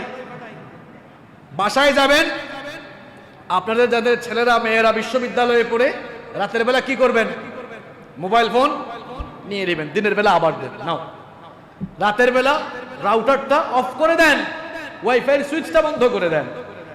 এগুলো তো করেন না, এই জন্য তো ছেলে মেয়েরা আবার বলে, হুজুর আমার মেয়ে তো কাম বানাই ফেলছে, ছেলে তো কাম বানাই ফেলছে। ছেলে আর মেয়ে কাম বানায় নাই, ছেলে মেয়ে কাম বানানোর জন্য ব্যবস্থা আপনি করে দিয়েছেন। বুঝতে পারছেন তো ছেলে মেয়ে কেন মা বাবার খেদমত করে না? দায়ী কে? আজকে ভালো করে বুঝেন। নাম্বার 14, 14 নাম্বার হচ্ছে ছেলে মেয়ে লালন পালনে বৈষম্য করা যাবে না। কষ্ট হচ্ছে আপনাদের? আমরাও শেষ পর্যায়ে চলে এসেছি। বৈষম্য করা যাবে না। অনেকে আছে ছেলে মেয়ে দুইজন থাকলে দেখা যায় ছেলে মেয়েকে সমানভাবে প্রায়োরিটি দেয় না, সমানভাবে দেখে না। ছেলেটাকে একটু বেশি আদর করে মেয়েটাকে করে না, এরকম আছে না নাই? প্রথমে মেয়ে হয়েছে একটু কুলে টুলে নিত, আদর করতো। ছেলে হওয়ার পর আর মেয়ের কোনো খোঁজখবর। ছেলের একটু জ্বর হয়েছে, শেভরনে চলে যায়, সিএসসিআরে চলে যায়, অ্যাপোলোতে চলে যায়। আর মেয়ের জ্বর হয়েছে বলে মাগো তুই একটু ধৈর্য ধর, আছে না নাই? খাবার খেতে বসছে, ছেলেকে মাছের মাথা একদম রান, আর মেয়েটাকে হাড্ডি গুড্ডি থাকলে আর ওই লেস টেস থাকলে ওগুলা দেয়। এরকম আপনারা করেন না? কি ভদ্র দেখছেন, স্বীকার করে করি। এরকম করা যাবে? বিশ্বনবী সাল্লাল্লাহু আলাইহি ওয়াসাল্লাম সতর্ক করছেন, মান কানাত লাহু উনসা ফালাম ইউইদহা ওয়া লাম ইউহনিহা ওয়া লাম ইউআসির ওয়ালাদাহু আলাইহা আদখালাহু আল্লাহুল জান্নাহ। বিশ্বনবী সাল্লাল্লাহু আলাইহি ওয়াসাল্লাম বলেছেন, যার মেয়ে সন্তান রয়েছে, মেয়ে সন্তান পাওয়ার পর মেয়ে সন্তানকে যারা তুচ্ছ তাচ্ছিল্য করে না, জাহেলের যুগের মতো কবর দিয়ে ফেলে না, আর মেয়ে সন্তানকে যারা, মেয়ে সন্তানের উপরে যারা ছেলে সন্তানকে প্রায়োরিটি দেয় না, প্রাধান্য দেয় না, সন্তান লালন পালনে যারা বৈষম্য করে না, যারা ইনসাফপূর্ণ আচরণ করে, আল্লাহ পাক তাদেরকে কিয়ামতের দিন জান্নাতে দাখিল করাবেন। এজন্য ইনসাফ করতে হবে। কি করতে হবে? এটা বাবা মা হিসাবে আপনার দায়িত্ব। নাম্বার 15, 15 নম্বর দায়িত্ব হচ্ছে সন্তানদেরকে জাহান্নামের রাস্তা থেকে ফিরিয়ে রাখা।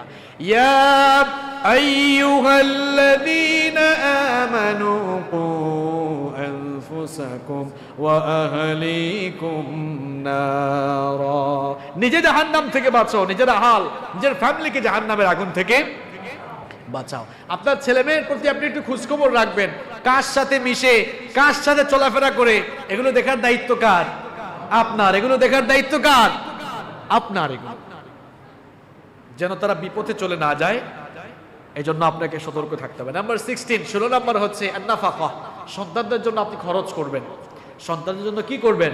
সন্তানকে ভালো বানাবার জন্য, সুসন্তান বানাবার জন্য, যোগ্য সন্তান হিসেবে গড়ে তোলার জন্য আপনি খরচ করবেন। 3, 17 নম্বর হচ্ছে সন্তানদেরকে উপযুক্ত বয়সে বিয়ে দিবেন। উপযুক্ত বয়সে, উপযুক্ত বয়স মানে কি 18 বছর নাকি? 18 বছর নাকি? কথা বলেন। কঠিন কিছু কথা বলবো, মন খারাপ কইরেন না। বিয়ের জন্য 18 বছরকে আপনারা নির্ধারণ করলেন। 18 বছরের আগে বিয়ে করলে আইনত দণ্ডনীয় অপরাধ। আর 18 বছরের আগে অবৈধ প্রেম লীলা করে প্রেগনেন্ট হওয়াটা আপনাদের কাছে কেন অপরাধ নয়? কি আজীব অবস্থা! 18 বছরের আগে বিয়ে করলে কয় বাল্য বিবাহ হয়ে গিয়েছে, 18 বছরের আগে বিয়ে করলে কয়। দেখেছো অবস্থা? আমাদের সমাজের কোনো আইন কানুন মানে না, তো 18 বছর আগে যে কারবার ঘটাইয়া দেয়, সেখানে কি আইন কানুন ভঙ্গ হয় না নাকি? ছেলে মেয়েদেরকে উপযুক্ত বয়সে বিয়ের ব্যবস্থা করে। 30 বছর 35 বছর হয়ে যায়, ছেলে বলে বাবা বিয়ে করব, কয় তোমার এখনো সময় হয় নাই, বাচ্চা হয়ে গেছো। আছে না নাই? ছেলে মেয়েগুলোকে তাড়াতাড়ি বিয়ে দেন। আমরা এখন বিয়েকে কঠিন করে ফেলছি। বিয়ে যত সহজ হবে, জেনা তত সমাজ থেকে কমে। এই যে জেনা বেড়ে যাচ্ছে কেন? জেনা বেড়ে যাচ্ছে কেন? কারণ বিয়েটা অনেক কঠিন হয়ে গিয়েছে। আপনাদের চট্টগ্রামে বিয়ে কঠিন না সহজ? চট্টগ্রামে বিয়ে কঠিন না সহজ? এত কঠিন করেছেন আপনারা, মোহরানা ধার্য করে দিয়েছেন, এত টাকা দিতেই হবে। আবার নীরব যৌতুক আছে না নাই? নীরব যৌতুক আছে না নাই? নীরব যৌতুক মানে বুঝেন? গায়ে লাগতেছে নাকি আপনাদের? এখন প্রিয় ভাইয়েরা, বদনা থেকে নিয়ে এসি পর্যন্ত সব দিতে হবে। চায় না বলে আপনার মেয়ে তো, আপনি খুশি হয়ে যা দেন। কি কায়দা করে বলে। আর না দিলে বিয়ে হওয়ার পর শাশুড়ি বলে, দেখছো কেমন ফইন্নি বউ আমার, অন্যান্য বউদের সাথে সব আসলো কিন্তু এটার সাথে কিছুই। এই জন্য এটাকে একটু কদরও করে কম। এরকম আছে না নাই? আহা, এটা কেন? বিয়েতে মোহরানা চাপিয়ে দেওয়া যাবে না। ছেলে তার সাধ্য অনুযায়ী মোহরানা দিবে। আবার ছেলে বা ছেলে পক্ষ দাবি করেও কিছু নিতে পারবে। বাবা যারা আছেন, ছেলে বিয়ের সময়, ছেলে বিয়ে দেওয়ার সময় মেয়ে পক্ষ থেকে জোর করে নিয়ে নেবেন সবকিছু, এটা দিতে হবে, ওইটা দিতে হবে। কিছু ছেলে তো আছে কয় মোটরসাইকেল দিতে হবে। চট্টগ্রামে এগুলো আছে, আমাদের সিলেটে এটা খুব বেশি। তো আমি একবার এক বিয়েতে গেলাম, গিয়ে শুনলাম ছেলে বলতেছে মোটরসাইকেল দিতেই হবে। আমি এটা শুনলাম, শুনে বললাম তুমি এক কাজ করো, তোমার যেহেতু মোটরসাইকেলের দরকার, তুমি আর মেয়েকে না নিয়ে মোটরসাইকেলকে সুন্দর করে শাড়ি পরাইয়া ওইটা নাও, ওইটা নিয়ে ঘুমাও যাও। কারণ তোমার মন মানসিকতা তো খুব খারাপ। কুত্তার পায়খানা খাওয়া কি যারা বলে না তাদের জন্য হালাল না? কুত্তার পায়খানা খাওয়া কি? শূকরের মাংস খাওয়া কি? কুত্তার পায়খানা খাওয়া যেমন হারাম, শূকরের মাংস খাওয়া যেমন হারাম, তেমনি ভাবে ছেলের বাবা হয়ে কিংবা ছেলে হয়ে শ্বশুর বাড়ি থেকে বা মেয়ে পক্ষ থেকে যৌতুক এনে খাওয়া কুত্তার পায়খানা খাওয়ার মতো হারাম। লজ্জা করে না তোমার? চাও কেমনে এগুলো? একটা বাবা তার মেয়েকে এত আদর, এত মহব্বত, এত ভালোবাসা দিয়ে 15, 16, 17, 18, 20, 25 বছর লালন পালন করলো, সেই আদরের মেয়েটাকে তোমার কাছে দিয়ে দিল। তুমি চাও কেমনে? তুমি তো ছোট লোক এবং ইতর ছাড়া আর কিছুই না। সবচেয়ে বড় ছোট লোক আর সবচেয়ে বড় ইতর হচ্ছে এগুলা। আবার মেয়ের বাবাও 20 লাখ টাকা 30 লাখ টাকা মোহরানা দিতে হবে। এটা পেয়েছেন কোথায় আপনি? এই মোহরানার জন্য ছেলেগুলো বিয়ে করতে পারে না, ছেলেগুলো বিয়ে করতে পারছে না, এই ছেলেগুলো জেনা করছে। এগুলো করা যাবে না। এই যে আমার শ্বশুর আজকে এখানে সামনে আছেন, আমি যখন বিয়ে করি, উনি যেহেতু সামনে আছেন, আমি আপনাদেরকে বলি কথাগুলো। উনি এসেছেন আজকের মাহফিলে, বলেছিলাম যে মোহরানা কত দিতে হবে, এখনো মনে আছে আমার। উনি জবাব দিয়েছিলেন আপনার যা ভালো লাগে মন মতো দিয়ে দিয়ে। এরকম বিয়েকে সহজ করে দেন। আপনি বলেন 20 লাখ টাকা 30 লাখ টাকা, কোথায় পেয়েছেন আপনি? এই ছেলেটা 20 লাখ 30 লাখ টাকা তো ইনকাম করতেই তার 40 বছর হয়ে যাবে। আপনি বলেন প্রতিষ্ঠিত হয়ে বিয়ে করো, আর ইসলাম বলে আগে বিয়ে করো তারপরে প্রতিষ্ঠিত হও। এটা আমার কথা না, সূরা নূর আপনি পড়েন। আপনি বলছেন প্রতিষ্ঠিত হয়ে বিয়ে করো, আর আল্লাহ বলছেন আগে বিয়ে করো তারপরে প্রতিষ্ঠিত। এই যে ঠিক ঠিক তোমরা বললা যুবকরা, বিয়ে করার জন্য এত পাগল হয় না, কারণ বিয়ের জন্য তো তোমাদেরকে আগে সামর্থ্যবান হইতে হবে। তোমরা অত অকর্মার মতো একেবারে পড়ে আছো, বেকার হয়ে আছো। তোমাদের মা বাপ তোমাদেরকে বিয়ে দিবে কেমনে? কিছু তো করতে হবে, কিছুই করে না। এখন পার্ট টাইম অনেক কিছু করার সুযোগ আছে না নাই? তুমি ক্লাস 9-এ পড়ো, 10-এ পড়ো, ইন্টারমিডিয়েটে পড়ো, পার্ট টাইম টিউশনি করো, পার্ট টাইম বিভিন্ন দোকানে তুমি ডিউটি করো, বাসার ছাদে সবজি লাগাও, সবজি বিক্রি করো, পার্ট টাইম ড্রাইভিং শিখো, উবারে গাড়ি চালাও, কলেজ থেকে এসে বিশ্ববিদ্যালয়ে এসে গাড়ি চালাও। বাবা মারা বাধা দিবেন না, ছেলেগুলোকে কাজে লাগান, এরা কর্মসংস্থান নিজেরাই তৈরি করুক। শুধু চাকরির আশা করে বসে আছেন। ছেলে মেয়েদেরকে চাকরির আশা বাদ দিয়ে ছেলে মেয়েদেরকে তারা যেন মানুষকে চাকরি দিতে পারে, উদ্যোক্তা বানান, উদ্যোক্তা বানান। ছেলে মেয়েরা এখানে আমার যে ভাইরা আছেন, আপনারাও পার্ট টাইম কিছু করেন। হাঁস মুরগ পালেন, বাসার ছাদের উপরে হাঁস মুরগ পালেন না, অনেকগুলো ডিম আসবে, ডিম বিক্রি করো, ওই টাকাগুলো তোমাকে কে দিবে? ক্লাস 8-9 থেকে যদি তুমি এরকম পার্ট টাইম ইনকাম সোর্স তৈরি করো, দেখা যাবে তুমি মাস্টার্স করার, যখন তুমি মাস্টার্স করবা তোমার কাছে কয়েক লক্ষ টাকা থাকবে। এই কাজগুলো আমি নিজে করেছি, এই জন্য আপনাদেরকে বলছি। আমি নিজে এগুলো করেছি, পার্ট টাইম বেশ কিছু আমি করেছি। এই জন্য আমরা যখন মাস্টার্স শেষ করেছি কয়েক লক্ষ টাকা আমাদের কাছে ছিল। তুমি তো কিছু করো না, অকর্মার মতো থাকলে হবে? তুমি যদি 2টা টিউশনিও করাও, 2টা টিউশনি থেকে 6-7 হাজার টাকা পাবা। মাসে 5,000 টাকা করেও জমাইলে 1 বছরে কত হয়? 60,000 টাকা। তুমি ক্লাস 9 থেকে টিউশনি শুরু করো, 9, 10 2 বছর, ইন্টারমিডিয়েট 2 বছর, কত বছর? 4 বছর, অনার্স 4 বছর, 8 বছর, মাস্টার্স 1 বছর, 9 বছর। এবার 9-কে 60 দিয়ে গুণ দেন তো কত হইল? কত লাখ? আর কিছু লাগে তোমার? তোমার তো বিয়ের ব্যবস্থা ওখানেই হয়ে গেছে। তোমাকে তোমার বাপ বিয়ে দিবে কেমনে? তোমার তো পয়সাও নাই, বাপের ঘাড়ের উপরে বসে আছে। এরকম করা যাবে? তাহলে যেটা বলছিলাম, উপযুক্ত বয়সে বিয়ের ব্যবস্থা করতে, তাড়াতাড়ি বিয়ে দেন। বিয়ে দিলে সমাজে জেনা ব্যভিচার কমে। নাম্বার 18 নাম্বার হচ্ছে, কষ্ট হচ্ছে আপনাদের, শেষ করে ফেলছি। 18 নাম্বার হচ্ছে সন্তানদের মধ্যে ইনসাফ করে। কোরআন যেভাবে বলেছে, হাদিস যেভাবে বলেছে, ল অফ ইনহেরিটেন্স, উত্তরাধিকার আইনের আলোকে আপনি সন্তানদের মধ্যে সম্পদ বন্টন করে দিবেন। আমরা এখন সম্পদ বন্টনের ক্ষেত্রে ছেলে মেয়েদেরকে যেভাবে আমরা সম্পদ বন্টন করি ছেলে মেয়েদের মধ্যে, মেয়েদেরকে বাদই দিয়ে দিই। 4 ছেলে 2 মেয়ে, মনে করেন 20 ঘন্টা জমি আছে, খুব সুন্দর হিসাব করে 4 5 20, 5 ঘন্টা 5 ঘন্টা করে সবাইকে দিয়ে দিল। আর মেয়েকে বিয়ের সময় বলে, মাগো তোরে তো কিছু দিতে পারলাম না, তোমারে শুধু কি দিলাম, দোয়া দিলাম। কি দিলাম? বোনরা যারা বাসা থেকে শুনছেন, আপনারাও বাপের মুখের উপরে বলবেন, বাবা গো দোয়া ন লাগবো, জিনিস দিয়া দেন। কি দিয়া দেন? এটা আপনার হক, এটা আপনার দোয়া ন লাগিব। কি লাগবে? জিনিস লাগবে। আর বাবাও যদি আপনার মেয়েকে ঠকান, তাহলে কিয়ামতের দিন জালেম হয়ে আল্লাহর সামনে। নাম্বার 19 নম্বর হচ্ছে পর্দা করাবেন। আপনারা আপনাদের মেয়েদেরকে পর্দা করান তো, নাকি ভয় পান? নিজের বউকেই তো পর্দা করায় না, আর মেয়েকে কেমনে করাবে? সে নামাজে আসে, নামাজ থেকে বের হয়ে বউকে নিয়ে বের হয়েছে, আখতারুজ্জামান সেন্টারে যাবে। এবার ব্যাপারী পাড়া মোড়ে পেয়েছে এক ভাই। কি ব্যাপার ভাই, আপনারা একটু আগে নামাজে আসলেন, ভাবির এই অবস্থা কেন, এভাবে নিয়ে বের হয়েছেন কেন? কয় ভাই তোমার ভাবি খুব সুন্দরী, রূপসী, ঘরের ভেতরে তার সৌন্দর্য আমি অবলোকন করি, আমি দেখি, মনে মনে ভাবলাম আমার বউটা যে এত সুন্দরী, এটা তো এলাকার মানুষ জানা দরকার, কারণ এলাকার মানুষেরও তো একটা হক আছে। এলাকার মানুষেরও একটা, নিজের বউয়ের সৌন্দর্য মানুষকে দেখায়, এলাকার মানুষের হক আদায় করেন কে কে? হাত তুলেন তো।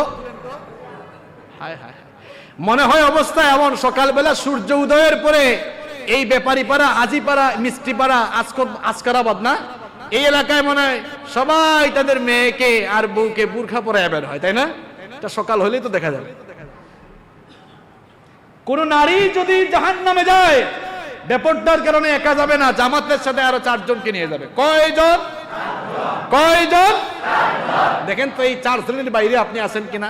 নাম্বার 1 হাজব্যান্ড, নাম্বার 2 ফাদার, তার বাবা, নাম্বার 3 বড় ছেলে, নাম্বার 4 বড় ভাই। কি এই 4 শ্রেণীর বাইরে আমি আপনি কেউ আছি? তাইলে মা বোনদেরকে বেপরদায় রাখবেন, বিশেষ করে মেয়েদেরকে বেপরদায় রাখবেন। ইসলাম কখনো নারী শিক্ষার বিরুদ্ধে নয়।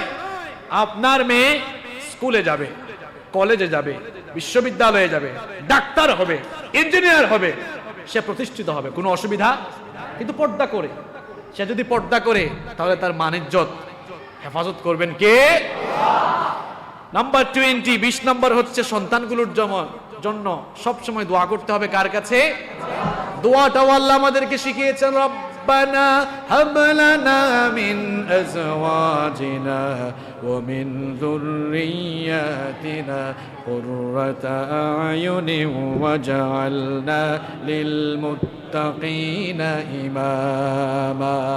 কি চমৎকার দোয়া আল্লাহ আমাদেরকে শিখালেন। তোমরা দোয়া করো গো আল্লাহ, আমাদের স্ত্রী আর আমাদের সন্তানগুলোকে চক্ষু শীতলকারী আমাদের জন্য বানিয়ে দাও। কি সুন্দর দোয়া, এই দোয়া করবেন তো। তাহলে সন্তান লালন পালনের কয়টা ফর্মুলা আপনাদেরকে বলেছি? এই 20টা আপনার মধ্যে আছে তো? হ্যাঁ, এবার মিলান আপনি। এই 20টা ফর্মুলা মানে সন্তানগুলোকে নেককার, সুসন্তান, আল্লাহওয়ালা, দিনদার, চক্ষু শীতলকারী বানিয়ে দিবেন কে?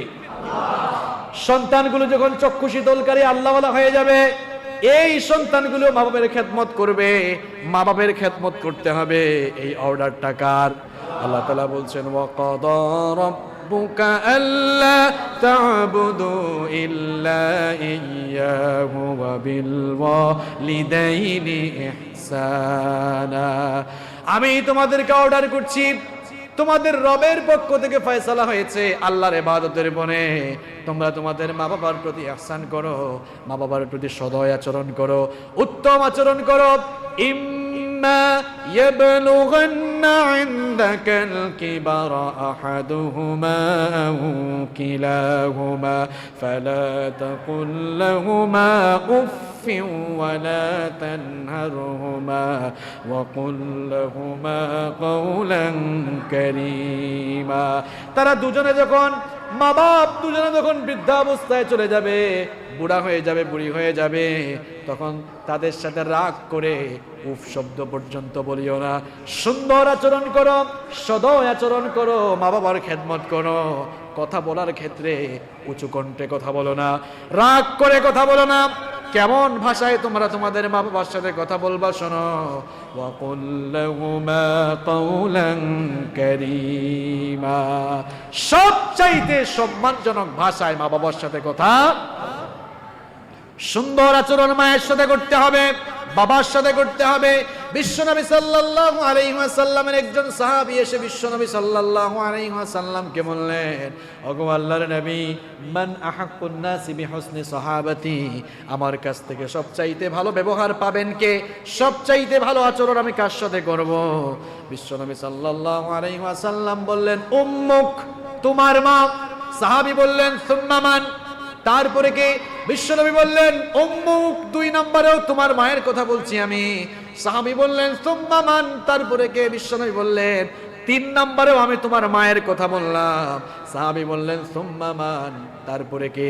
বিশ্বনবী বললেন, আবুকা, 4 নম্বরে তোমার বাবার কথা বললাম। সাহাবী বললেন, সুম্মা মান, তারপরে কে? বিশ্বনবী বললেন, সুম্মা আদনাকা ফাআদনাক, এরপরে তার নিচের দিকে যাবে, অর্থাৎ আশেপাশে যারা আছে, পাড়া প্রতিবেশী, আত্মীয় স্বজন, সবার সাথে ভালো আচরণ করবা। কিন্তু ভালো আচরণের দিক থেকে মা বাবা হলো সবচাইতে বেশি হকদার, আর বাপের চাইতে ভালো আচরণ পাওয়ার ক্ষেত্রে মা আরো বেশি হকদার। বাবার চাইতে মায়ের হক আল্লাহ 3 গুণ বাড়িয়ে দিয়েছেন। জোরে বলেন, কয় গুণ? কেন 3 গুণ বাড়ালেন? তার কারণ হলো মা এমন 3টি কষ্ট, এমন 3টি যন্ত্রণা সহ্য করেছেন, যেই 3টি কষ্ট, যেই 3টি যন্ত্রণা পৃথিবীর কোনো বাবারা করে না। নাম্বার 1, 1 নাম্বার হলো গর্ভধারণের যন্ত্রণা। গর্ভধারণ বাবা করে নাকি মা করেন? 2 নাম্বার হলো ডেলিভারির যন্ত্রণা। ডেলিভারি বাবা করেন নাকি মা করেন? 3 নাম্বার হলো দুধ পান করানো। এই 3টি কাজ পৃথিবীর কোনো বাবারা করে না, এই 3টা কাজ পৃথিবীর মায়েরা করে। এই জন্য বাবার চাইতে মায়ের হক ইসলাম 3 গুণ বেশি বাড়িয়ে দিল। সেই মাকে আপনি খেদমত করেন না, সেই মা বুড়ি মানুষ বিছানায় পড়ে আছে, একটা দিনও খোঁজখবর নেন না, চিকিৎসা করান না। বাবা যিনি আপনাকে জন্ম দিলেন, বুড়া মানুষ, ঠিক মতো হাঁটতে পারে না, উঠতে পারে না, বসতে পারে না, খাইতে পারে না, নিজে তো আপনি পেট ভরে খান, সেই বাবাকে আপনি খাওয়ান না, বাবার যত্ন নেন না, মায়ের যত্ন নেন না। কি করে আপনি আপনার বাবা মাকে ভুলে গেলেন? আপনার বাবা মা আপনাকে কত কষ্ট, কত দুঃখ, কত যন্ত্রণা সহ্য করে লালন পালন করেছেন। বড় অফিসার হয়েছেন আপনি, ইঞ্জিনিয়ার হয়েছেন, লয়ার হয়েছেন, ম্যাজিস্ট্রেট হয়েছেন, ইঞ্জিনিয়ার হয়েছেন, ডাক্তার হয়েছেন, আজ কত বড় মানুষ আপনি হয়েছেন। কিন্তু এখানে আসার জন্য যাদের সবচাইতে বেশি অবদান, যেই মা এত কষ্ট করে গর্ভধারণ করে জন্ম দিল, সেই মাকেই তো আপনি ভুলে গেলেন। যেই বাবা এত কষ্ট করে উপার্জন করে এই জায়গায় নিয়ে আসলো, সেই বাবাকেও আজ মাস শেষে পয়সা দেয় না। কেমনে সেই বাবাকে ভুলে গেলেন? কেমনে সেই বাবাকে ভুলে গেলেন? বিশ্বনবী বলছেন, যত ইবাদত করো সমস্ত ইবাদত বরবাদ হয়ে যাবে যদি তোমার মা বাপকে রাজি রাখতে না পারো, খুশি রাখতে না পারো। কারণ বিশ্বনবী বলেছেন, রিদার রব্বি ফি রিদাল ওয়ালিদ ওয়া সাখাতার রব্বি ফি সাখাতিল ওয়ালিদ। বাপ মার অসন্তুষ্টি আল্লাহ, বাপ মার সন্তুষ্টিতে আল্লাহ সন্তুষ্ট, আর মা বাপের অসন্তুষ্টিতে আমার আল্লাহ অসন্তুষ্ট। কি মনে করেছেন আপনি? খুব সেনসিটিভ জায়গা এটা। এক সাহাবী এসে বললেন, ওগো আল্লাহর নবী, আপনার সাথে আমাকে জিহাদের ময়দানে নিয়ে যান, আমি জিহাদের ময়দানে যেতে চাই। বিশ্বনবী সাল্লাল্লাহু আলাইহি ওয়াসাল্লাম সাহাবীকে বললেন, হাল্লাকা মিন উম্মিন, তোমার কি মা আছে নাকি? তোমার ঘরে কি মা আছে নাকি? সাহাবী তখন বললেন, নাম, আমার তো মা রয়েছে। বিশ্বনবী বললেন, ইরজি ইলাল বাইত, তোমার ঘরে ফিরে যাও, আমার সাথে জিহাদে যাওয়া লাগবে না, মায়ের খেদমত করো, ওটাই তোমার জন্য সবচাইতে বড় জিহাদ। কেমনে আপনি আপনার মাকে ধমক দিয়ে কথা বলেন? কেমনে আপনি আপনার বাবার সাথে বেয়াদবি করেন? এই বাবা মা আপনার জন্য কত কষ্ট করেছেন। আল্লাহ পাক বললেন, খবরদার, ফালা তাকুল্লাহুমা উফ, উফ শব্দ পর্যন্ত বলো না, ওয়ালা তানহারহুমা, ধমক দিও না, ওয়া কুল্লাহুমা কাওলান কারীমা, সবচেয়ে বিনয়ের ভাষায়, সম্মানের ভাষায় কথা বলো। আর মা বাবার জন্য দোয়া করবা, পড়েন, রব্বিরহামহুমা কামা রাব্বায়ানি সগীরা।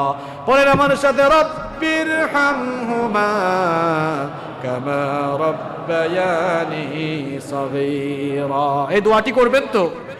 মা বাবার সাথে ভালো আচরণ করবেন তো? আল্লাহ তৌফিক দিন, বলেন আমিন। তাহলে আজকের আলোচনায় সন্তান লালন পালন কিভাবে করব, আর যেই সন্তান লালন পালনে মা বাবা এত কষ্ট করেন সেই বাবা মাকেও আমরা ভুলে যাব না, মা বাবার সাথে উত্তম আচরণ করবো। আল্লাহ আমাদেরকে তৌফিক দান